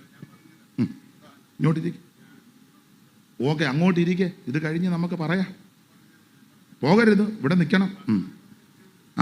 അവിടോട്ടിരിക്കും. അപ്പൊ ശ്രദ്ധിക്കുക, ഈ സുവിശേഷത്തിന്റെ വിശേഷത നിന്നെ ഉയർത്തുന്ന മാർഗമാണ്. ഏത് വ്യക്തിയെയും അവൻ ഉയർത്തുന്ന മാർഗമാണ് സുവിശേഷം. നമ്മൾ പാടുന്നൊരു പാട്ടുണ്ടല്ലോ, കുപ്പയിൽ നിന്നും ഉയർത്തി നീ ശ്രേഷ്ഠനാന്നരർ ഒപ്പമിരുത്തിയതന്നയം തൽപുതം പരാ മനുവേല വന്ദനം മന്നിലേഖന മനുജാതിക്കായി വന്നതാ ഉന്നതാധിപാ മനുവേല വന്ദനം. ഇന്ന് രാത്രി എന്നെ കേൾക്കുന്ന പ്രിയരെ, ഈ സുവിശേഷം നിന്നെ ഉയർത്തുന്ന മാർഗമാണ്. ഈ സുവിശേഷ മാർഗത്തിൽ വന്നിട്ട് അവൻ ആരും അധപ്പതിക്കാൻ ദൈവം അനുവദിക്കത്തില്ല. പിന്നെ ആരേലും പരുവക്കേടായിട്ടുണ്ടെങ്കിൽ അത് അവനവന്റെ കുഴപ്പമാ. സുവിശേഷത്തിന് ഒരു കുഴപ്പവുമില്ല. പിന്നെ ഞാൻ ഒരു കാര്യവും കൂടെ കയറി പറയാം, ദൈവത്തിന് മകത്ത് അവരെ ഇവരെയും കണ്ടും അതും ഇതും കേട്ട് നമ്മുടെ നിത്യത നഷ്ടപ്പെടുത്തരുത്. ദൈവത്തിന് മഹത്വം. ആമേൻ. അതുകൊണ്ട് ഇന്ന് രാത്രി സുവിശേഷത്തിന്റെ വിശേഷത നിന്നെ ഉയർത്തുന്ന മാർഗമാ. ഈ മൈക്ക് മുമ്പേ പറഞ്ഞതുപോലെ ആരുടെയും കൈ കൊടുത്താൽ അവർ പറയും, ഈ സുവിശേഷം എന്നെ ഉയർത്തി, സുവിശേഷം എന്നെ മാനിച്ചു. ഇന്ന് രാത്രി എന്നെ കേൾക്കുന്ന സ്നേഹിത, സുഹൃത്ത്, മാതാവേ, പിതാവേ, സുവിശേഷം നിന്നെ ഉയർത്തും. വിശദീകരിക്കുന്നില്ല. 1, സുവിശേഷം നിന്നെ രക്ഷിക്കും. 2, സുവിശേഷം സമാധാനം തരുന്ന മാർഗമാ. 3, സുവിശേഷം മാനുഷികമല്ല. 4, സുവിശേഷം യോഗ്യമായിട്ട് നിന്നെ നടക്കാൻ പഠിപ്പിക്കും. 5, സുവിശേഷം നിന്നെ ഉയർത്തും. 6, സുവിശേഷത്തിന്റെ വിശേഷത ഇത് മഹത്വമുള്ള സുവിശേഷമാ. ദൈവത്തിന് മഹത്വം. തിമോത്തിയോസിന്റെ 2-ാം ലേഖനം 1-ാം ലേഖനം 1:11 വായിച്ചേ. തിമോത്തിയോസിന്റെ വായിച്ചേ. 1-ാം ലേഖനം 1:11 വായിച്ചേ. ഈ പരിജ്ഞാനം എങ്കിൽ ഭരമേൽപ്പിച്ചിരിക്കുന്നതായി ധന്യനായ ദൈവത്തിന്റെ മഹത്വമുള്ള സുവിശേഷത്തിന്. മഹത്വമുള്ള സുവിശേഷം. ഇന്ന് രാത്രി എന്നെ കേൾക്കുന്ന പ്രിയരെ, സുവിശേഷത്തിന്റെ 6ാമത്തെ വിശേഷത ഇത് മഹത്വമുള്ള സുവിശേഷമാ. എന്താ ഈ സുവിശേഷം? അവൻ അംഗീകരിച്ചാൽ, വിശ്വസിച്ചാൽ, അനുസരിച്ചാൽ നിനക്ക് നിന്റെ കുടുംബത്തിനും ലോകം തരുന്ന മഹത്വവും മാനവുമല്ല, ദൈവിക മഹത്വം ഉണ്ടാകും. ഞാൻ മുമ്പോട്ട് ഓടിച്ചങ്ങ് നിർത്തുകയാ, കൃത്യസമയത്ത് നിർത്താം. സുവിശേഷത്തിന്റെ 7ാമത്തെ വിശേഷത. എന്താ സുവിശേഷത്തിന്റെ 7ാമത്തെ വിശേഷത? അത് വളരെ പ്രത്യേകതയുള്ളതാ. ഈ സുവിശേഷം പ്രത്യാശ തരുന്നതാ. സുവിശേഷം നമുക്ക് പ്രത്യാശ തരുന്ന മാർഗമാ. വായിച്ച് കൊലോസ്യ ലേഖനം 1-ാം അധ്യായത്തിന്റെ 3-ാമത്തെ വാക്യം. സുവിശേഷത്തിന്റെ 7ാമത്തെ വിശേഷത ഇത് പ്രത്യാശ തരുന്ന മാർഗമാ. വായിക്കേ. സുവിശേഷത്തിന്റെ സത്യവചനത്തിൽ നിങ്ങൾ മുമ്പ് കേട്ടതായി, സുവിശേഷത്തിന്റെ സത്യവചനത്തിൽ നിങ്ങൾ മുമ്പ് കേട്ടതായി, സ്വർഗ്ഗത്തിൽ നിങ്ങൾക്ക് സംഗ്രഹിച്ചിരിക്കുന്ന പ്രത്യാശ നിമിത്തം, സ്വർഗ്ഗത്തിൽ നിങ്ങൾക്ക് സംഗ്രഹിച്ചിരിക്കുന്ന പ്രത്യാശ. എന്നെ കേൾക്കുന്ന പ്രിയരെ, സുവിശേഷം പ്രത്യാശ തരുന്ന മാർഗമാ. എന്താ നമ്മുടെ പ്രത്യാശ? അയ്യോ, സുവിശേഷത്തിനെ ഉള്ളു പ്രത്യാശ. എന്തുവാ നമ്മുടെ പ്രത്യാശ? അത് ഒത്തിരി പറയാനുണ്ട്. 2 കാര്യം പറഞ്ഞങ്ങ് നിർത്ത, ആ ഭാഗം വിട. എന്താ സുവിശേഷത്തിന്റെ പ്രത്യാശ? എന്റെ ഭാഷയെ പറയുക കേട്ടോ, എന്റെ ഭാഷയില. സുവിശേഷത്തിന്റെ 1ാമത്തെ പ്രത്യാശ, നമ്മുടെ നേതാവ് തിരിച്ചു വരും. ഹല്ലേലൂയ. ഉറപ്പ് അവിടുന്ന് പറഞ്ഞേച്ചാ പോയിരിക്കുന്നത്. എന്തോ പറഞ്ഞു? നിങ്ങളുടെ ഹൃദയം കലങ്ങിപ്പോകരുത്, ദൈവത്തിൽ വിശ്വസിപ്പീൻ, എന്നിലും വിശ്വസിപ്പീൻ. എൻ്റെ പിതാവിൻ്റെ ഭവനത്തിൽ അനേകം വാസസ്ഥലമുണ്ട്. ഇല്ലെങ്കിൽ ഞാൻ നിങ്ങളോട് പറയും. തീർന്നില്ല, ഞാൻ നിങ്ങൾക്ക് സ്ഥലമൊരുക്കാൻ പോകുക. ദൈവത്തിന് മഹത്വം. ഇതൊക്കെയാ പ്രത്യാശ. പോവുക എന്ന് പറഞ്ഞേച്ചാ പോയത്. എൻ്റെ ഭാഷയിലായി പറയാൻ കേട്ടോ, ചിലപ്പോൾ അപാകതയൊക്കെ വരും, നിങ്ങൾ ചിലപ്പോൾ ഉൾക്കൊള്ളുക. എൻ്റെ ഭാഷയെ പറഞ്ഞാൽ നായകൻ പോവുകയെന്ന് പറഞ്ഞേച്ച് ഒരു പോക്ക് പോയതല്ല. അങ്ങനെയൊക്കെ പോയ ആൾക്കാരുണ്ട്, ഒരു പോക്ക് പോയവരുണ്ട്. എവിടാന്ന് പോലും അറിയത്തില്ല, എങ്ങോട്ടാ പോയെന്നും അറിയത്തില്ല. പക്ഷെ നമ്മുടെ നായകൻ അങ്ങനല്ല, പറഞ്ഞേച്ച് പോയത് ഞാൻ സ്ഥലം ഒരുക്കാൻ പോകുക. പിന്നെ ഒരുക്കിയ ഞാൻ അവിടെ ഇരിക്കുകയല്ല, തിരിച്ചു വരും. ഇതാ നമ്മുടെ പ്രത്യാശ. തിരിച്ചു വരും. തീർന്നില്ല, തിരിച്ചു വന്നേച്ച് എല്ലാവരും കണ്ടേച്ച് ഹായ്, അങ്ങനെ പിന്നെയും പോവുമല്ല. ഇപ്പം അങ്ങനല്ലേ പറയുന്ന ഹായ്. തിരിച്ചു വന്ന് നിങ്ങളെ എൻ്റെ അടുക്ക ചേർത്ത് കൊള്ളുവന്ന്. എൻ്റെ ഭാഷ പറഞ്ഞാൽ പോവുക, പോയേച്ചു വരും, വന്ന് നിങ്ങളെ അങ്ങോട്ട് കൊണ്ടുപോകും. അവിടെ കൊണ്ടുചെന്ന് വെച്ചാൽ ഏതിലേലും പൊക്കോന്നല്ല, എൻ്റെ കൂടിരുത്തും. Praise the Lord.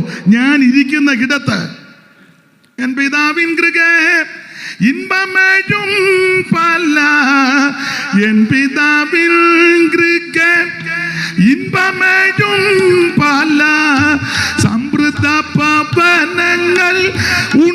ഉണ്ടതിനാലിനി സമൃദ്ധ ഭവനങ്ങൾ ഉണ്ടതിനാൽ ഇനി ചിത്തം കലങ്ങിടൊല്ല പോയി വരും ഞാൻ നിന്റെ ചിത്തം കലങ്ങിടൊല്ല പോയി വരും ഞാൻ പോയി വരും ഞാൻ പോയി വരും ഞാൻ നിന്റെ ചിത്തം കലങ്ങിടൊല്ല പോയി വരും ഞാൻ. ഇന്ന് രാത്രി ഈ സുവിശേഷത്തിന്റെ വിശേഷത ഇത് പ്രത്യാശ തരുന്ന മാർഗമാ. എന്താ നമ്മുടെ പ്രത്യാശ? യേശു തിരിച്ചു വരും. എന്താ തെളിവ്? ഒന്ന്, കർത്താവ് നേരിട്ട് പറഞ്ഞു പോയച്ചു വരുമെന്ന്. 2 ദൂതന്മാര് വന്ന് പറഞ്ഞല്ലോ, ഗലീല പുരുഷന്മാരെ, നിങ്ങൾ ആകാശത്തിലേക്ക് നോക്കി നിൽക്കുന്നത് എന്ത്? നിങ്ങൾ വിട്ട് സ്വർഗാരോഹണം ചെയ്ത ഈ യേശുവിനെ സ്വർഗത്തിലേക്ക് പോകുന്നവരായി കണ്ടതുപോലെ അവിടുന്ന് തിരിച്ചു വരും. ഇതാണ് നമ്മുടെ പ്രത്യാശ. ഇന്ന് രാത്രി എന്നെ കേൾക്കുന്ന പ്രിയരെ, സുവിശേഷം പ്രത്യാശയുടെ മാർഗമാണ്. മാത്രമാണോ സുവിശേഷത്തിന്റെ പ്രത്യാശ എന്താ? ഒന്നുകൂടെ കയറ്റി പറയാ. നമ്മുടെ മാതാവോ പിതാവോ സഹോദരനോ സഹോദരിയോ കൂട്ടുവിശ്വാസിയൊക്കെ കർത്താവിൽ നിദ്ര പ്രാപിച്ചവർ ആയിരക്കണക്കിനുണ്ട്. അവന് സഭയുടെ ആരംഭം മുതൽ ആയിരക്കണക്കിന് ലക്ഷക്കണക്കിന് വിശുദ്ധന്മാർ അവൻ മൺമറഞ്ഞിരിക്കുക. ഒരു ദിവസം നമ്മൾ അവരെ കാണും. അതാ നമ്മുടെ പ്രത്യാശ. ഒരു ദിവസം കാണുമെന്ന്. കാണുന്നത് എങ്ങനെ? പൂച്ചയായിട്ടും പട്ടിയായിട്ടും കോഴിയായിട്ടും കൊക്കായിട്ടൊന്നുമല്ല. പട്ടി ഓടിപ്പോകുമ്പോൾ അച്ചായനാണെന്നും കയറി പറയരുത്. അച്ചായനാന്നാ തോന്നുന്നത്, അച്ചായനാണോ 4 കാല്. അടുക്കളയിലോട്ട് ഇറങ്ങിയപ്പോൾ കാക്കയായിരിക്കും. എടി വാടി അമ്മയാന്നാ തോന്നുന്നത്. 5 കൊല്ലം മുമ്പ് മരിച്ച അമ്മ കാക്കയായിട്ട് വന്ന് ആ ചുണ്ട് കണ്ടിട്ട് അടുക്കളയിലോട്ട് തന്നെ അടി അമ്മ നോക്കും. അത് നോക്കാൻ ചിലപ്പം മിക്കാൻ സാധ്യതയുണ്ട്. നമ്മളെ വിട്ട് മൺമറഞ്ഞ വിശുദ്ധന്മാരെ പട്ടിയായിട്ടും പൂച്ചയായിട്ടും കോഴിയായിട്ടും കൊക്കായിട്ടും ഒന്നുമല്ല കാണുന്നത്. പിന്നെയോ പുത്തൻ ശരീരത്തോടെ കാണും. അതാണ് നമ്മുടെ പ്രത്യാശ. എന്താ നമ്മുടെ പ്രത്യാശ? ഈ ദ്രവത്വമുള്ളത് അദ്രവത്വത്തെ പ്രാപിക്കും. ഈ മർത്യമായി അമർത്യത്തെ ധരിക്കും. ഇത് ബലഹീനമാ, അവൻ ക്ഷീണമുള്ളതാ. എന്നാൽ കിട്ടാൻ പോകുന്ന ശരീരം ഒരു പുത്തൻ ശരീരമാ. ദൈവത്തിന് മഹത്വം, ദൈവത്തിന് മഹത്വം. സഹോദരന്മാരെ, മാംസരക്തങ്ങൾ ദൈവരാജ്യം അവകാശമാക്കുകയില്ല. ഈ ദ്രവത്വമുള്ളത് അദ്രവത്വത്തെയും മർത്യമായത് അമർത്യത്വം ധരിക്കണം. ഈ ദ്രവത്വമുള്ളത് അദ്രവത്വത്തെയും മർത്യമായത് അമർത്യത്വം ധരിക്കുമ്പോൾ മരണം നീങ്ങി ജയം വന്നിരിക്കുന്നു എന്നുള്ള വചനം നിവർത്തിയാകും. ഹേ മരണമേ, നിന്റെ ജയം എവിടെ? ഹേ മരണമേ, നിന്റെ വിഷമുള്ളവരുടെ മരണത്തിന്റെ വിഷമുള്ള പാപത്തിന്റെ ശക്തിയോ ന്യായ പ്രമാണം നമ്മുടെ കർത്താവാകുന്ന യേശു ക്രിസ്തു മുഖാന്തരം നമുക്ക് ജയം തരുന്ന ദൈവത്തിന് സ്തോത്രം. ഇതാ നമ്മുടെ പ്രത്യാശ. ആമേൻ. നമ്മെ വിട്ട് മൺമറഞ്ഞ വിശുദ്ധന്മാരെ ഒരു ദിവസം കാണും. മാത്രമാണോ, ജീവനോടിരിക്കുന്ന വിശുദ്ധന്മാർ കാഹളത്തിന്റെ ശബ്ദം കേൾക്കുമ്പോൾ രൂപാന്തരപ്പെടും എന്ന് പറഞ്ഞാൽ ഈ ശരീരം മാറി നമുക്കൊരു പുത്തൻ ശരീരം കിട്ടും.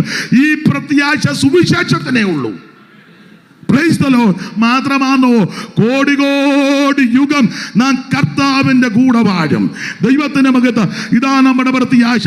ഈ പ്രത്യാശയ്ക്ക് പൗലോസ് കൊടുത്തിരിക്കുന്ന പ്രയോഗമുണ്ട്, ഭാഗ്യകരമായ പ്രത്യാശ.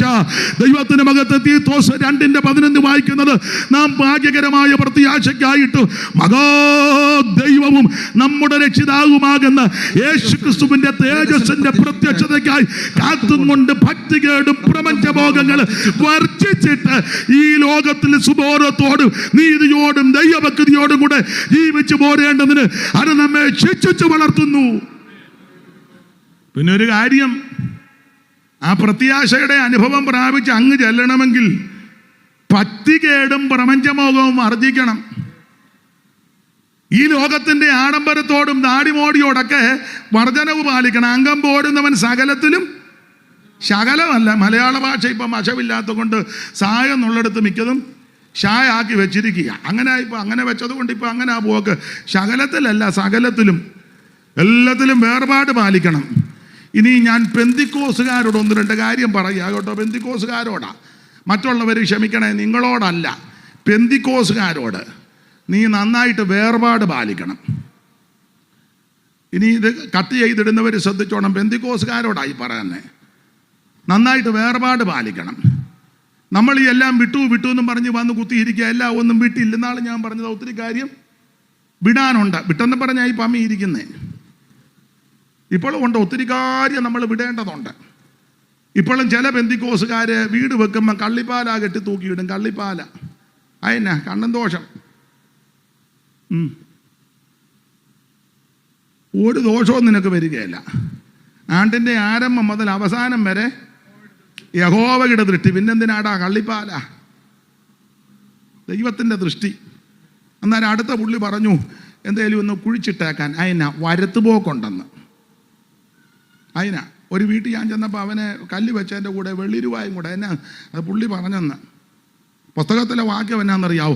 ഒരനർത്ഥവും നിനക്ക് ഭവിക്കത്തില്ല, ഒരു ബാധയും നിന്റെ കൂടാരത്തിലെടുക്കത്തില്ല. ഇതൊക്കെ അങ്ങ് വിടണേ പെന്തിക്കോസുകാരോടാ. ഇപ്പോഴും ഉണ്ട് ചില ആൾക്കാർ കാക്ക ഇന്ന് ആരാണ്ട് വിരുന്നുകാരുണ്ടെന്നാ. ഇത് പ്രാർത്ഥിക്കത്തൊന്നുമില്ലെന്ന്. ഒത്തിരി വിടാനുണ്ട്, ഒത്തിരി ആചാരങ്ങളും മാമൂലും. ഇപ്പോഴും ഉണ്ടല്ലോ പുതിയ വീട് വെക്കുമ്പോൾ എല്ലാവരും, അല്ലെങ്കിൽ ചിലർ പാല് കാച്ചുന്നവർ ഉണ്ട്. ചരിത്രത്തിലോട്ടൊന്നും പോകുന്നില്ല, ഉണ്ട്. ചില പറയത്തില്ലേ ഒരു നല്ല കാര്യത്തിന് പോയി അന്നേരം നശിച്ച പൂച്ച എടുത്ത് അങ്ങനെ ഉണ്ടാ. ചില പറയത്തില്ലേ ബാബുക്കുട്ടി 1-ാം തീയതി രാവിലെ വീട്ടിലോട്ടൊന്ന് വരണം. അതിനാ കഴിഞ്ഞ മാസം ബാബുക്കുട്ടിയെ കണ്ടേച്ച് പോയത് കൊണ്ട് വളരെ ബാബുക്കുട്ടീനെയാണോ കാണേണ്ടത്? ഞാൻ എൻ്റെ കണ്ണ് ബാബുക്കുട്ടീനെ മേലോട്ട് ഉയർത്തുന്നതാണോ? അയ്യോ, ഇപ്പോഴും ഇതൊക്കെ വിടുന്ന ആൾക്കാരുണ്ട്. 2 സഹോദരിമാർ തമ്മിൽ വർത്താനം പറയുമ്പോൾ കേട്ടിട്ടില്ലേ, എൻ്റെ സൂസമ്മയെ ഞാൻ പറഞ്ഞതെല്ലാം സത്യമാണ്. കണ്ടോ പല്ലി അലച്ചത് കണ്ടോ? സത്യമാ. എന്തിനാ നീ പറയുമ്പം വേറെ സാക്ഷി? സത്യം അങ്ങ് പറഞ്ഞാൽ മതിയല്ലോ. ഉണ്ട്, ഒത്തിരി ഉണ്ട്. ചെല്ലി പറയത്തില്ലേ അമ്മായിയമ്മയും മരുമകളുടെ മോളി നിന്നോട് പലപ്പോഴും പറഞ്ഞിട്ടുണ്ട് കടുക് തൂവരുതെന്ന്. എന്നാ കടുക് തൂവരുതെന്ന്? ദോഷമെന്നല്ല, അടിയുണ്ടാക്കുമെന്ന്. വഴക്കേ ഈ സഭയ്ക്കകത്തെല്ലാം കടുക് തൂവിയാന്നോ വഴക്ക്? യാക്കോബായി ഓർത്തഡോക്സും കൂടെ വഴക്ക് വഴി കൂടെ കിടന്ന അവിടെ കടുക് തൂവിയ. അല്ല പെന്തിക്കോസിന് ചിലടത്ത് വഴക്കും പുക്കാറുമുണ്ട്, കടുക് തൂവിയതാന്നോ? ഓ, എല്ലാം പോയി. ആവശ്യമില്ലാത്ത ആചാരങ്ങൾ, അനുഷ്ഠാനങ്ങൾ, പാരമ്പര്യം, മാമൂല്, അതാ ഭക്തികേടും പ്രപഞ്ചമോഹങ്ങളും വർജിക്കണം. പെന്തിക്കോസുകാരോടാ പറയുന്നത്. പെന്തിക്കോസുകാരോടാ കേട്ടോ, മറ്റുള്ളവരോടല്ല. മുമ്പേ വരെ പറഞ്ഞത് എല്ലാവർക്കും കൂടെ വേണ്ടിയാ. ഇനി കോസുകാരോടാ.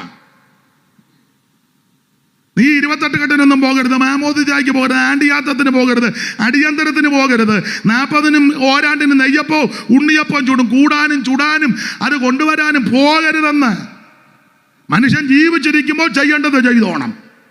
മരിച്ചു കഴിഞ്ഞ് മാന്യമായിട്ട് അടക്കിക്കോ. പക്ഷേ അതിന് ശേഷമുള്ള ഒരു ചടങ്ങും പാടില്ല. കാരണം പുസ്തകം പഠിപ്പിക്കുന്നത് ആത്മാവ് നൽകിയ ദൈവത്തിൻ്റെ അടുക്കലേക്ക് പോകും. പിന്നെ എന്ത് ചെയ്താലും ഏക്കത്തില്ല. അതുകൊണ്ട് ആവശ്യമില്ലാത്ത ചടങ്ങൊന്നും ദൈവമക്കൾക്ക് പാടില്ല. മനസ്സിലായോ? വേർപാട് പാലിക്കണം. അങ്ങനെ വേർപാട് പാലിച്ച് ഭക്തികേടും പ്രപഞ്ചമോഹങ്ങളും വർജിച്ച് വർജനം കാത്ത് ജീവിക്കുന്ന വിശുദ്ധന്മാരെ ചേർക്കാൻ യേശു വീണ്ടും വരും. എന്തിന്? എബ്രായ ലേഖനം 9-ാം അധ്യായത്തിന്റെ 28-ാം വാക്യോ, എബ്രായ ലേഖനം 10-ാം അധ്യായത്തിന്റെ 36-ഉം 37-ഉം വാക്യോ, തെസ്സലോനിക്കർക്ക് എഴുതിയ 1-ാം ലേഖനം 4-ാം അധ്യായത്തിന്റെ 13 മുതൽ താഴോട്ടും, വെളിപ്പാട് പുസ്തകം 1-ാം അധ്യായത്തിന്റെ 7-ാം വാക്യവും, വെളിപ്പാട് 19-ന്റെ 11 എല്ലാം വായിക്കേണ്ടതാ. ഇപ്പൊ എല്ലാം വായിക്കേണ്ട. വായിക്ക് എബ്രായർ 9:28. പെട്ടെന്ന് വായിച്ചോ. ക്രിസ്തുവും അങ്ങനെ തന്നെ അനേകരുടെ പാപങ്ങളെ ചുമപ്പാൻ ഒരിക്കൽ അർപ്പിക്കപ്പെട്ടു. തനിക്കായി കാത്തു നിൽക്കുന്നവരുടെ രക്ഷയ്ക്കായി അവൻ പാപം കൂടാതെ രണ്ടാമത് യേശു വീണ്ടും വരും. വീണ്ടും വരും. അവൻ മനുഷ്യപുത്രൻ വരുമെന്ന് വീണ്ടും വരും. 10:37 വായിച്ചോ. 10:37 നിർത്തുക. എന്നാൽ എന്റെ നീതിമാൻ വിശ്വാസത്താൽ ജീവിക്കും. പിന്നെ മാറുന്നു എങ്കിൽ എന്റെ ഉള്ളത്തിന് അവനിൽ പ്രസാദമില്ല. അടുത്തത്, നാമോ നാശത്തിലേക്ക് പിന്മാറുന്നവരുടെ കൂട്ടത്തിലല്ല, വിശ്വസിച്ച് ജീവരക്ഷ പ്രാപിക്കുന്നവരുടെ കൂട്ടത്തിൽ എത്രയാകുന്നു. അതിന് മേളിലുണ്ട് ഇനി എത്രയും അല്പകാലം കഴിഞ്ഞിട്ട്. അത് കണ്ടില്ലയോ? ഇനി എത്രയും അല്പകാലം കഴിഞ്ഞിട്ട്. എത്രാം വാക്യമാ? ആ വായിര്. ഇനി എത്രയും അല്പകാലം കഴിഞ്ഞിട്ട് ആ. വരുവാനുള്ളവൻ വരും, ഇനി താമസിക്കുക. എത്രയും അല്പകാലം കഴിഞ്ഞ് വരുവാനുള്ളവരെന്നല്ല, വരുവാനുള്ളവൻ ഏകവചനമാ. അതന്നെ, ഒരുവനേ വരാനുള്ളൂ. അതാരാ? നസറേയനാകുന്ന യേശു ക്രിസ്തു. അതാ നമ്മുടെ പ്രത്യാശ. എന്താ നമ്മുടെ പ്രത്യാശ? അതുകൂടെ വായിച്ചങ്ങ് നിർത്താം. തെസ്സലോനിക്കർക്ക് എഴുതിയ 1-ാം ലേഖനം 4-ാം അധ്യായത്തിന്റെ 13 മുതൽ താഴോട്ട് എല്ലാവർക്കും പരിചിതമായ വാക്യമാ. എങ്കിലും വായിച്ചോ 4:13 മുതൽ. സഹോദരന്മാരെ, നിങ്ങൾ പ്രത്യാശയില്ലാത്ത മറ്റുള്ളവരെ പോലെ ദുഃഖിക്കാതിരിക്കേണ്ടതിന് നിദ്ര കൊള്ളുന്നവരെ കുറിച്ച് അറിവില്ലാതിരിക്കരുത് ഞങ്ങൾ ആഗ്രഹിക്കുന്നു. യേശു മരിക്കുകയും ജീവിച്ചെന്ന് വിശ്വസിക്കുന്നു. അങ്ങനെ തന്നെ ദൈവം നിദ്ര കൊണ്ടുവരായി യേശു മുഖാന്തരം അവനോടുകൂടെ വരുത്തും കർത്താവിന്റെ പ്രത്യക്ഷത വരെ ശേഷിക്കുന്നവരായ അവർക്ക് മുമ്പാകെ എന്ന് കർത്താവിന്റെ വചനത്താൽ നിങ്ങളോട് പറയുന്നു. 16 കർത്താവ് താൻ ഗംഭീരനാദത്തോടും അതെല്ലാവർക്കും അറിയാവുന്നതാണ്ട് അവിടെ ഇരുന്ന് പറയുന്നു. മേളത്തതാ എല്ലാവർക്കും തിട്ടമില്ലാത്ത 16 എല്ലാവർക്കും അറിയാവുന്നതാ. പിന്നെ അപ്പൊ ഈ 13-ാമത്തെ വാക്യം മുതൽ 18-ാമത്തെ വാക്യം വരെ പഠിച്ചാൽ പ്രധാനമായിട്ട് 4 കാര്യം. അതാ നമ്മുടെ പ്രത്യാശ. എന്താ ഈ പ്രത്യാശ? ഒന്ന്, ഒരു മടങ്ങി വരവ്. ആര് മടങ്ങി വരും? യേശു മടങ്ങി വരും. ഇതാ നമ്മുടെ പ്രത്യാശ. സുവിശേഷം പ്രത്യാശ തരുന്നതാ. നമ്മുടെ നേതാവ് തിരിച്ചു വരും. നമ്മുടെ നേതാവ് മടങ്ങി വരും. അവൻ നമ്മെ വീണ്ടെടുത്തവൻ വീണ്ടും തിരിച്ചു വരും. അതാ ഒന്ന് മടങ്ങി വരവ്, 2 ഒരു ഉയർപ്പ്, 3 ഒരു രൂപാന്തരം, 4 ഒരു സമാഗമം. ദൈവത്തിന് മഹത്വം. ഈ കണ്ണികയ്ക്കകത്ത് 4 കാര്യമാ. ഇതാ നമ്മുടെ പ്രത്യാശ. എന്താ പ്രത്യാശ? യേശു വീണ്ടും വരും. എല്ലാവരെയും ചേർക്കാനല്ല, യാക്കോബക്കാരെ കൊണ്ടുപോകാനല്ല, മാർത്തോമാക്കാരെ കൊണ്ടുപോകാനല്ല, കത്തോലിക്കരെ കൊണ്ടുപോകാനല്ല, കൽദായ സുറിയാനിയെ കൊണ്ടുപോകാനല്ല, കനാനായ യാക്കോബ, കനാനായ കത്തോലിക്കര്, പിന്നെ ലത്തീൻ കത്തോലിക്കര്, പിന്നെ കനാനായ കത്തോലിക്കര്, പിന്നെ റീത്തുകാര്, ഇവരെ ആരെയും കൊണ്ടുപോകാനല്ല. ബ്രദറുകാരെ എല്ലാം കൂടെ കൊണ്ടുപോകാനല്ല. CMS, CSI, Anglican, salvation army, evangelical, Marthoma, ഇവരെ ആരെയും കൊണ്ടുപോകാനല്ല. അപ്പൊ ചോദിക്കും ബന്ധിക്കോസുകാരെയല്ല, ബന്ധിക്കോസുകാരെ കൊണ്ടുപോകാനല്ല. അപ്പൊ ചോദിക്കും GPM-കാരെ എല്ലാം കൂടെ അവരെയും കൊണ്ടുപോകാനല്ല. യേശു വരുന്നത് തനിക്കായി കാത്തു നിൽക്കുന്ന വിശുദ്ധന്മാരെ ചേർക്കാനാ. ഈ കാണുന്ന ഒറ്റ ബോർഡ്, എല്ലാ ബോർഡും ഈ ബോർഡുകാരെ കൊണ്ടുപോകാനല്ല, ഈ കെട്ടിടത്തിൽ പാർക്കുന്നവരെ കൊണ്ടുപോകാനല്ല, ഇന്നത്തെ ഒരു സംഘടനയും കൊണ്ടുപോകാനല്ല. പിന്നെ എന്തിനാ യേശു വീണ്ടും വരുന്നത്? തനിക്കായി കാത്തു നിൽക്കുന്ന വിശുദ്ധന്മാരെ ചേർക്കാൻ. പോകണമെങ്കിൽ എന്തോ ചെയ്യണം? ഓടിച്ചങ്ങ് നിർത്തുക. മാനസാന്തരപ്പെട്ട് പാപങ്ങൾ ഏറ്റുപറഞ്ഞ് ഉപേക്ഷിച്ച് യേശുവിനെ രക്ഷിതാവായി സ്വീകരിക്കണം. തീർന്നില്ല. വെള്ളത്തിൽ മുങ്ങി പിതാവിൻ്റെയും പുത്രൻ്റെയും പരിശുദ്ധാത്മാവിൻ്റെയും നാമത്തിൽ സ്നാനപ്പെടണം. നിമജ്ജനം, മുഴുകൽ. തീർന്നില്ല. അഭിഷേകം പ്രാപിച്ചിരിക്കണം. തമ്പാറിട്ട് അടിക്കുമ്പം ഞെട്ടുന്നതല്ല, അന്യഭാഷാ ഭാഷണത്തിൽ നീ ദൈവത്തെ മഹത്വപ്പെടുത്തണം. ഇതുവരെ അത് അനുഭവത്തിൽ വന്നിട്ടില്ലെങ്കിൽ ഇത് ബന്ധിക്കോസുകാർ കൊടുക്കുന്നതല്ല, ദൈവത്തിൻ്റെ ദാനമാണ്. ആഗ്രഹിക്കുന്ന ആത്മാക്കളെ ഇന്ന് രാത്രി ദൈവം തൃപ്തിപ്പെടുത്തും. ദൈവത്തിന്റെ നദിയിൽ വെള്ളം നിറഞ്ഞിരിക്കുന്നു. ഇന്ന് രാത്രി അനുഭവിക്കുന്നവർ ദൈവത്തിന് മഹത്വം കൊടുക്കുക. പുസ്തകം അങ്ങനെ പഠിപ്പിക്കുന്നത്.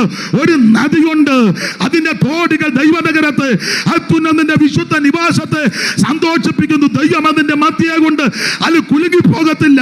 ഇന്ന് രാത്രി ആത്മസ്നാനം പ്രാപിക്കണം. തീർന്നില്ല. വേർപാട് പാലിക്കണം. അതാ മുമ്പേ ഓർപ്പിച്ചല്ലോ, എല്ലാം വിവരിക്കുന്നില്ല. വേർപാട്. നമ്മുടെ യോഗം തീരുകല്ലേ, അപ്പൊ ഇത് പറയാറൊക്കത്തില്ല. ഇതല്ലേ ഇതിന്റെ പ്രധാനപ്പെട്ട കാര്യം. ദൈവത്തിന് മഹത്വം. വേർപാട് പാലിക്കണം. തീർന്നില്ല. തിരുമേശ എടുക്കണം. തിരുമേശ ആഴ്ചയിൽ മാസത്തിലൊന്നൊന്നുമല്ല. ഈ വേദപുസ്തകം പഠിച്ചാൽ ആഴ്ചവട്ടത്തിൻ്റെ 1-ാം നാൾ കൂടുന്നത് പ്രധാനമായിട്ട് 3 കാര്യത്തിനാണ്. ആഴ്ചവട്ടത്തിൻ്റെ 1-ാം നാൾ കൂടേണ്ടത് പ്രധാനമായിട്ട് 3 കാര്യം. 1, ദൈവത്തെ ആരാധിക്കാൻ. അതാ വെളിപ്പാട് പുസ്തകം 1:9 കർത്ത ദിവസത്തിൽ ഞാൻ വിവശനായി, ശരിയായി പഠിച്ചാൽ ആത്മാവിലായെന്ന. അപ്പൊ അത് ആഴ്ചവട്ടത്തിൻ്റെ 1-ാം നാളാ. അപ്പൊ എന്തിനാ? ആത്മാവിലാകാൻ.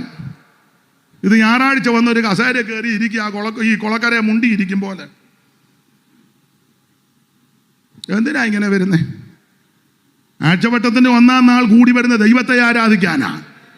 ഇപ്പം അങ്ങനൊന്നും പറയാൻ സഭയ്ക്കകത്തൊന്നും പറയാനൊക്കത്തില്ല. മിക്ക വിദ്വാന്മാരും വരുന്ന മൊബൈലിൽ കളിക്കാനാ. ആരാധന നടക്കുമ്പോൾ ഇവൻ അവിടെ ഇരുന്ന് ഇതിനകത്ത് മാന്തുക, ദൈവം നിന്നെ മാന്തും. ഒരു തർക്കവുമില്ല. എടാ 2.5-3 മണിക്കൂർ ഇതൊന്ന് മാറ്റി വെച്ചേച്ച് നിനക്ക് ദൈവത്തെ ആരാധിക്കാൻ മേലെ.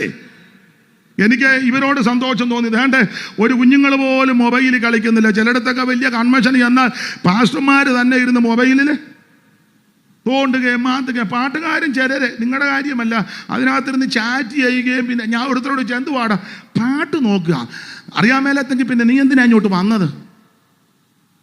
അവൻ അവിടെ ഇരുന്നല്ല, പാട്ടൊന്നും നോക്കുക അല്ലെന്ന് മിക്കതും. ചിലർ നോക്കുമായിരിക്കും, ഞാൻ എതിർക്കുന്നില്ല. ഇത് ശുശ്രൂഷ നടക്കുമ്പോൾ ഇതിനകത്ത് അങ്ങ് പണിയാ. 2 മണിക്കൂറോ 3 മണിക്കൂറോ ഇത് മാറ്റി. ഞാനൊരു പ്രാഗൽഭ്യത്തോടെ ഒരു കാര്യം പറയാം. എൻ്റെ ആ മൊബൈലിൽ ഞാൻ തരാം, തിരിച്ചു തരാം, പേടിക്കുമൊന്നും വേണ്ട. പുള്ളി ഓടത്തിന് ഇളക്കം കയറി അതുകൊണ്ട് പോകാനാണ്. തിരിച്ചു തരും. സഭായത്തിന് കയറിയാൽ ഇത് തൊടുകയല്ല.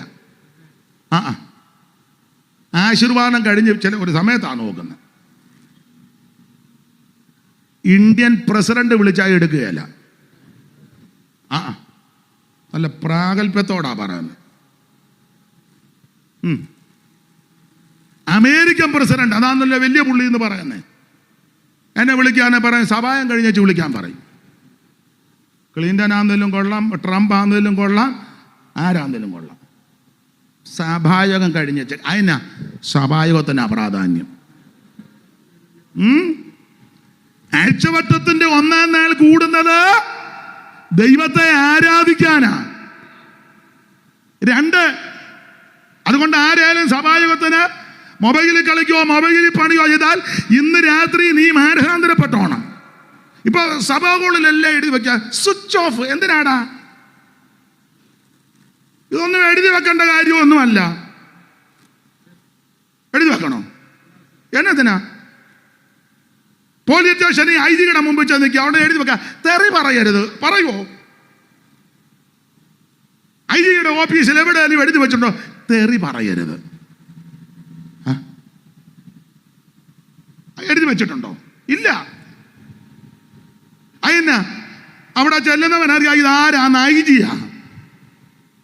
നീ നിന്റെ നാട്ടിൽ മുണ്ടുവൊക്കെ പൊക്കി കുത്തി ഡാഷ് ഡാഷ് എന്ന് പറഞ്ഞു, നീ അവിടെ ചെന്നെന്ന് പറഞ്ഞേ. ഒന്നും അറിയാമല്ലോ. ഇത് സഭാഗോളിലൊന്നും എഴുതി വെക്കണ്ടെന്ന്, സ്വിച്ച് ഓഫ് ചെയ്യാൻ. എടാ, സഭാഗോളിന്റെ ഗേറ്റ് കയറുമ്പോഴേ അറിയാം ഇത് കളിക്കാനല്ല ഇതിനകത്ത് വരുന്നത്.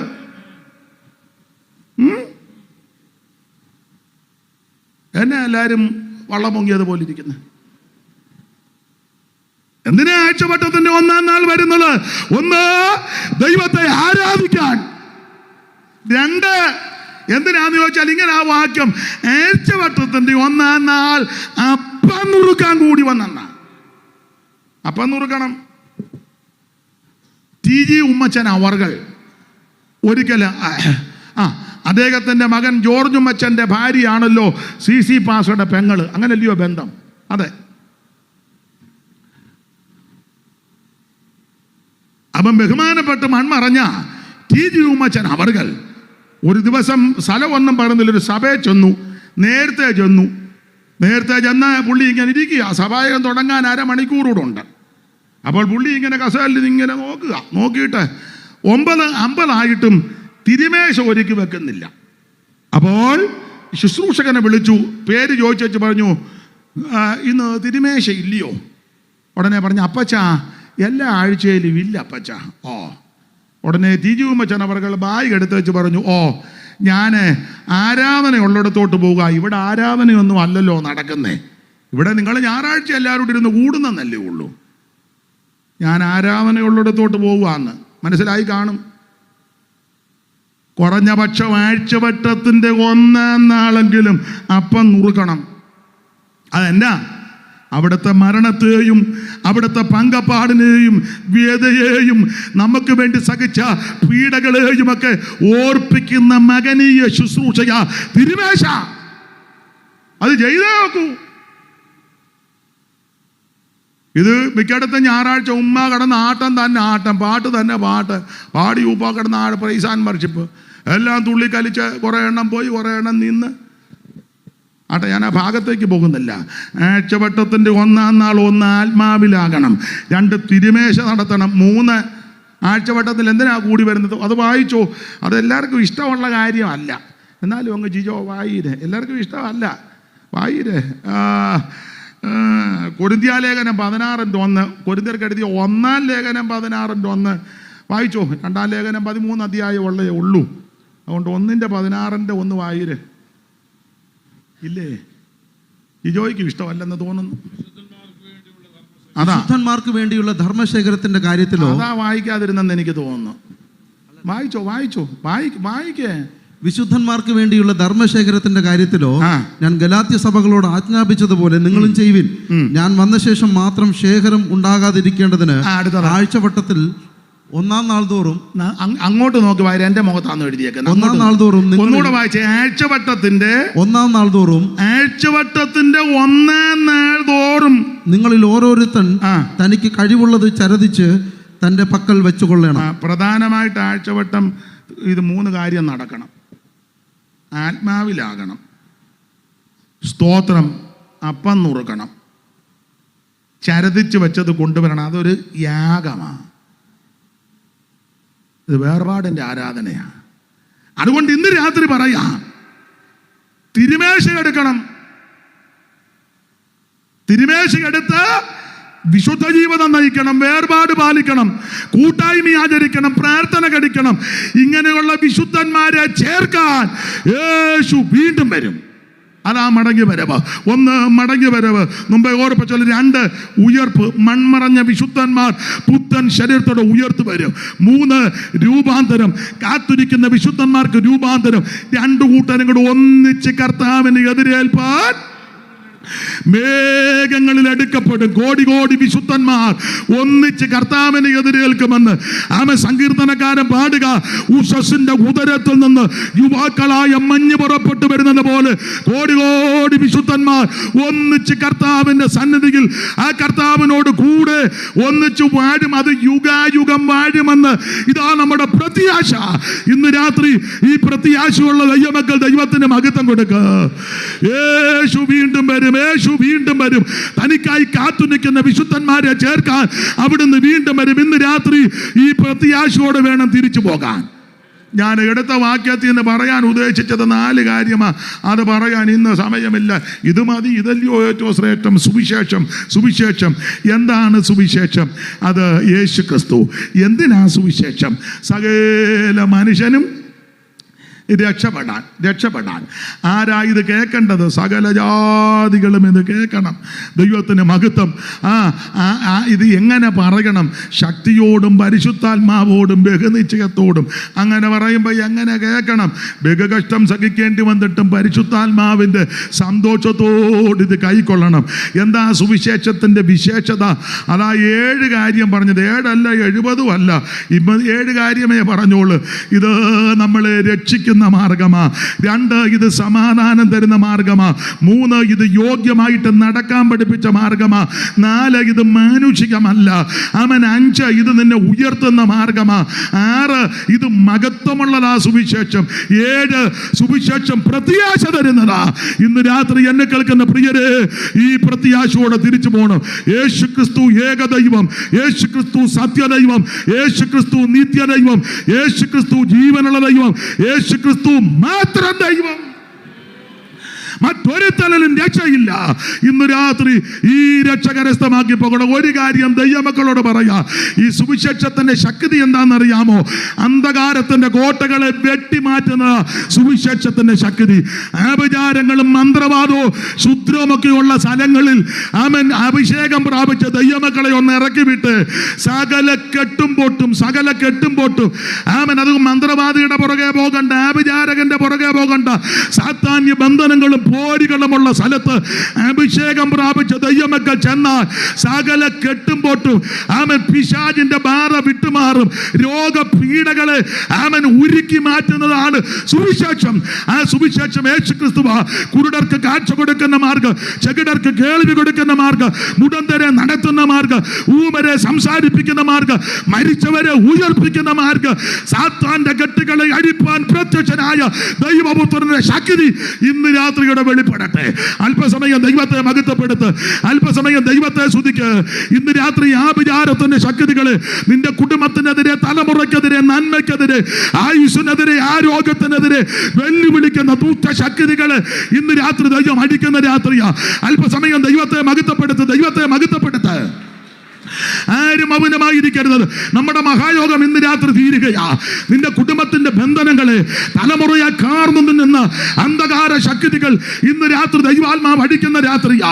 രോഗപീഠകൾ വലകുന്ന ആരെങ്കിലും ഇന്ന് രാത്രി എന്നെ കേൾക്കുന്നെങ്കിൽ ഈ സുവിശേഷം നിന്നെ സൗഖ്യമാക്കും. അവിടുത്തെ അടിപ്പടരാൽ നിനക്ക് സൗഖ്യമാ. ഇന്ന് രാത്രി ക്യാൻസറിന്റെ അണുക്കൾ ഉരുകി മാറട്ടെ. ബ്രെയിൻ ട്യൂമർ ഇന്ന് രാത്രി മാറട്ടെ. സ്ട്രോക്ക് വന്ന് അസ്വസ്ഥതപ്പെട്ട ശരീരഭാഗം ഇന്ന് രാത്രി വിടുതൽ പ്രാപിക്കട്ടെ. ഷുഗർ നോർമലായി വരട്ടെ. നിന്റെ അസ്ഥിക്കകത്ത്, രക്തത്തിനകത്ത്, ധമനിക്കകത്ത്, സിരക്കകത്ത് മറഞ്ഞിരിക്കുന്ന രോഗപീഠകൾ ഇന്ന് രാത്രി ഈ സുവിശേഷത്തിന്റെ ശക്തിയാ ദൈവം അടിക്കുന്ന രാത്രിയാ. ആരും മൗനമായിരിക്കരുത്, ആരും മൗനമായിരിക്കരുത്. ഇന്ന് രാത്രി വിടുതലിന്റെ രാത്രിയാ. ഈ രാത്രി വിജയത്തിന്റെ രാത്രിയാ. ഇവിടെ ഇരുന്ന് ആരാധിക്കുമ്പോൾ നിന്റെ കുടുംബത്തിനകത്ത് ദൈവം ഇന്ന് രാത്രി അത്ഭുതം ചെയ്യും.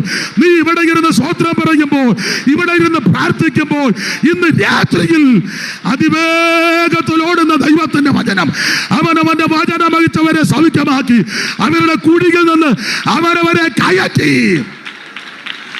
ഓ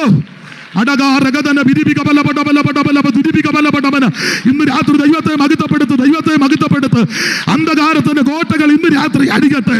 ദുഷ്ട വ്യാപാരങ്ങൾ ഇന്ന് രാത്രി അടിക്കട്ടെ.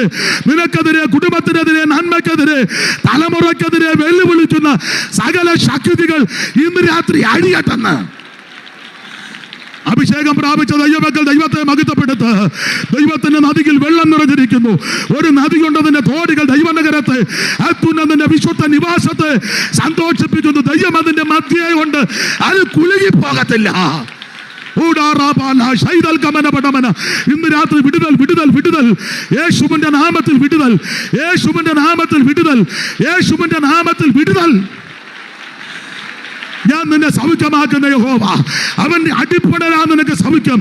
സാക്ഷാൽ നമ്മുടെ രോഗങ്ങളെ വഹിച്ചു, വേദനകളെ ചുമന്നു. ഇന്ന് രാത്രി ദൈവിക രോഗശാന്തി വെളിപ്പെടട്ടെ. ഇന്ന് രാത്രി സൗഖ്യം നടക്കട്ടെ. ദൈവത്തിന് മഹത്വം, ദൈവത്തിന് മഹത്വം, ദൈവത്തിന് മഹത്വം, ദൈവത്തിന് മഹത്വം. ഇന്ന് രാത്രി ആരും മൗനമായിരിക്കാതെ ഓ ദൈവത്തിന് മഹത്വം കൊടുക്ക്, ദൈവത്തിന് മഹത്വം കൊടുക്ക്. ഇന്ന് രാത്രി യേശു നിന്നെ വിടുവിക്കും, യേശു നിന്നെ സൗഖ്യമാക്കും, യേശു നിന്നെ വിടുവിക്കും. യേശുവിന്റെ നാമത്തിൽ, യേശുവിന്റെ നാമത്തിൽ രക്ഷിക്കുന്ന സുവിശേഷം, സമാധാനം തരുന്ന സുവിശേഷം, നിന്നെ ഉയർത്തുന്ന സുവിശേഷം, ദൈവത്താൽ അയക്കപ്പെട്ട സുവിശേഷം, ആമേൻ, യോഗ്യമായി നടത്താൻ പഠിപ്പിക്കുന്ന സുവിശേഷം, ആമേൻ, മഹത്വമുള്ള സുവിശേഷം, പ്രത്യാശ തരുന്ന സുവിശേഷം ഇന്ന് രാത്രി ഉയരട്ടെ. ഓ ദൈവത്തിന് മഹത്വം, ദൈവത്തിന് മഹത്വം, ദൈവത്തിന് മഹത്വം, ദൈവത്തിന് മഹത്വം, ദൈവത്തിന് മഹത്വം, ദൈവത്തിന് മഹത്വം, ദൈവത്തിന് മഹത്വം, ദൈവത്തിന് മഹത്വം, ദൈവത്തിന് മഹത്വം. ഉടമന ദുരപടബലപടബല ദിരിപികബലപടബല അന്തരാ ജലതല വൈഡൽ കമനപടമന. ഈ രാത്രി വിടുതലിന്റെ ശക്തി വെളിപ്പെടട്ടെ. എല്ലാ ദുഷ്ട പോരുകൾ ഇന്ന് രാത്രി അടിയട്ടെ.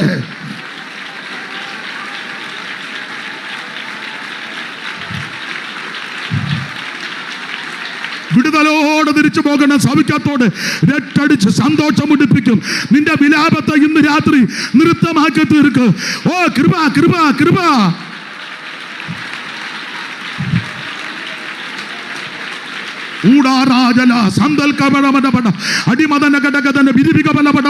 ദൈവത്തിന് മഹത്വം, ദൈവത്തിന് മഹത്വം, ദൈവത്തിന് മഹത്വം, ദൈവത്തിന് മഹത്വം, ദൈവത്തിന് മഹത്വം, ദൈവത്തിന് മഹത്വം, ദൈവത്തിന് മഹത്വം, ദൈവത്തിന് മഹത്വം, ദൈവത്തിന് മഹത്വം.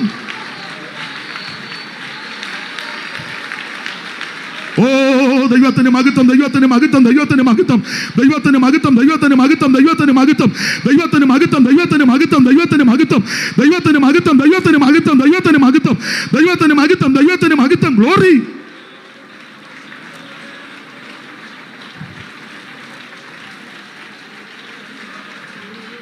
കരമുയർത്തി ഹല്ലേലൂയ പാടാം. ഒരിക്കൽ കൂടി ഹല്ലേലൂയ പാടാം. ഇതുവരെയും എന്നെ കേട്ടിരുന്ന എല്ലാവർക്കും നന്ദി.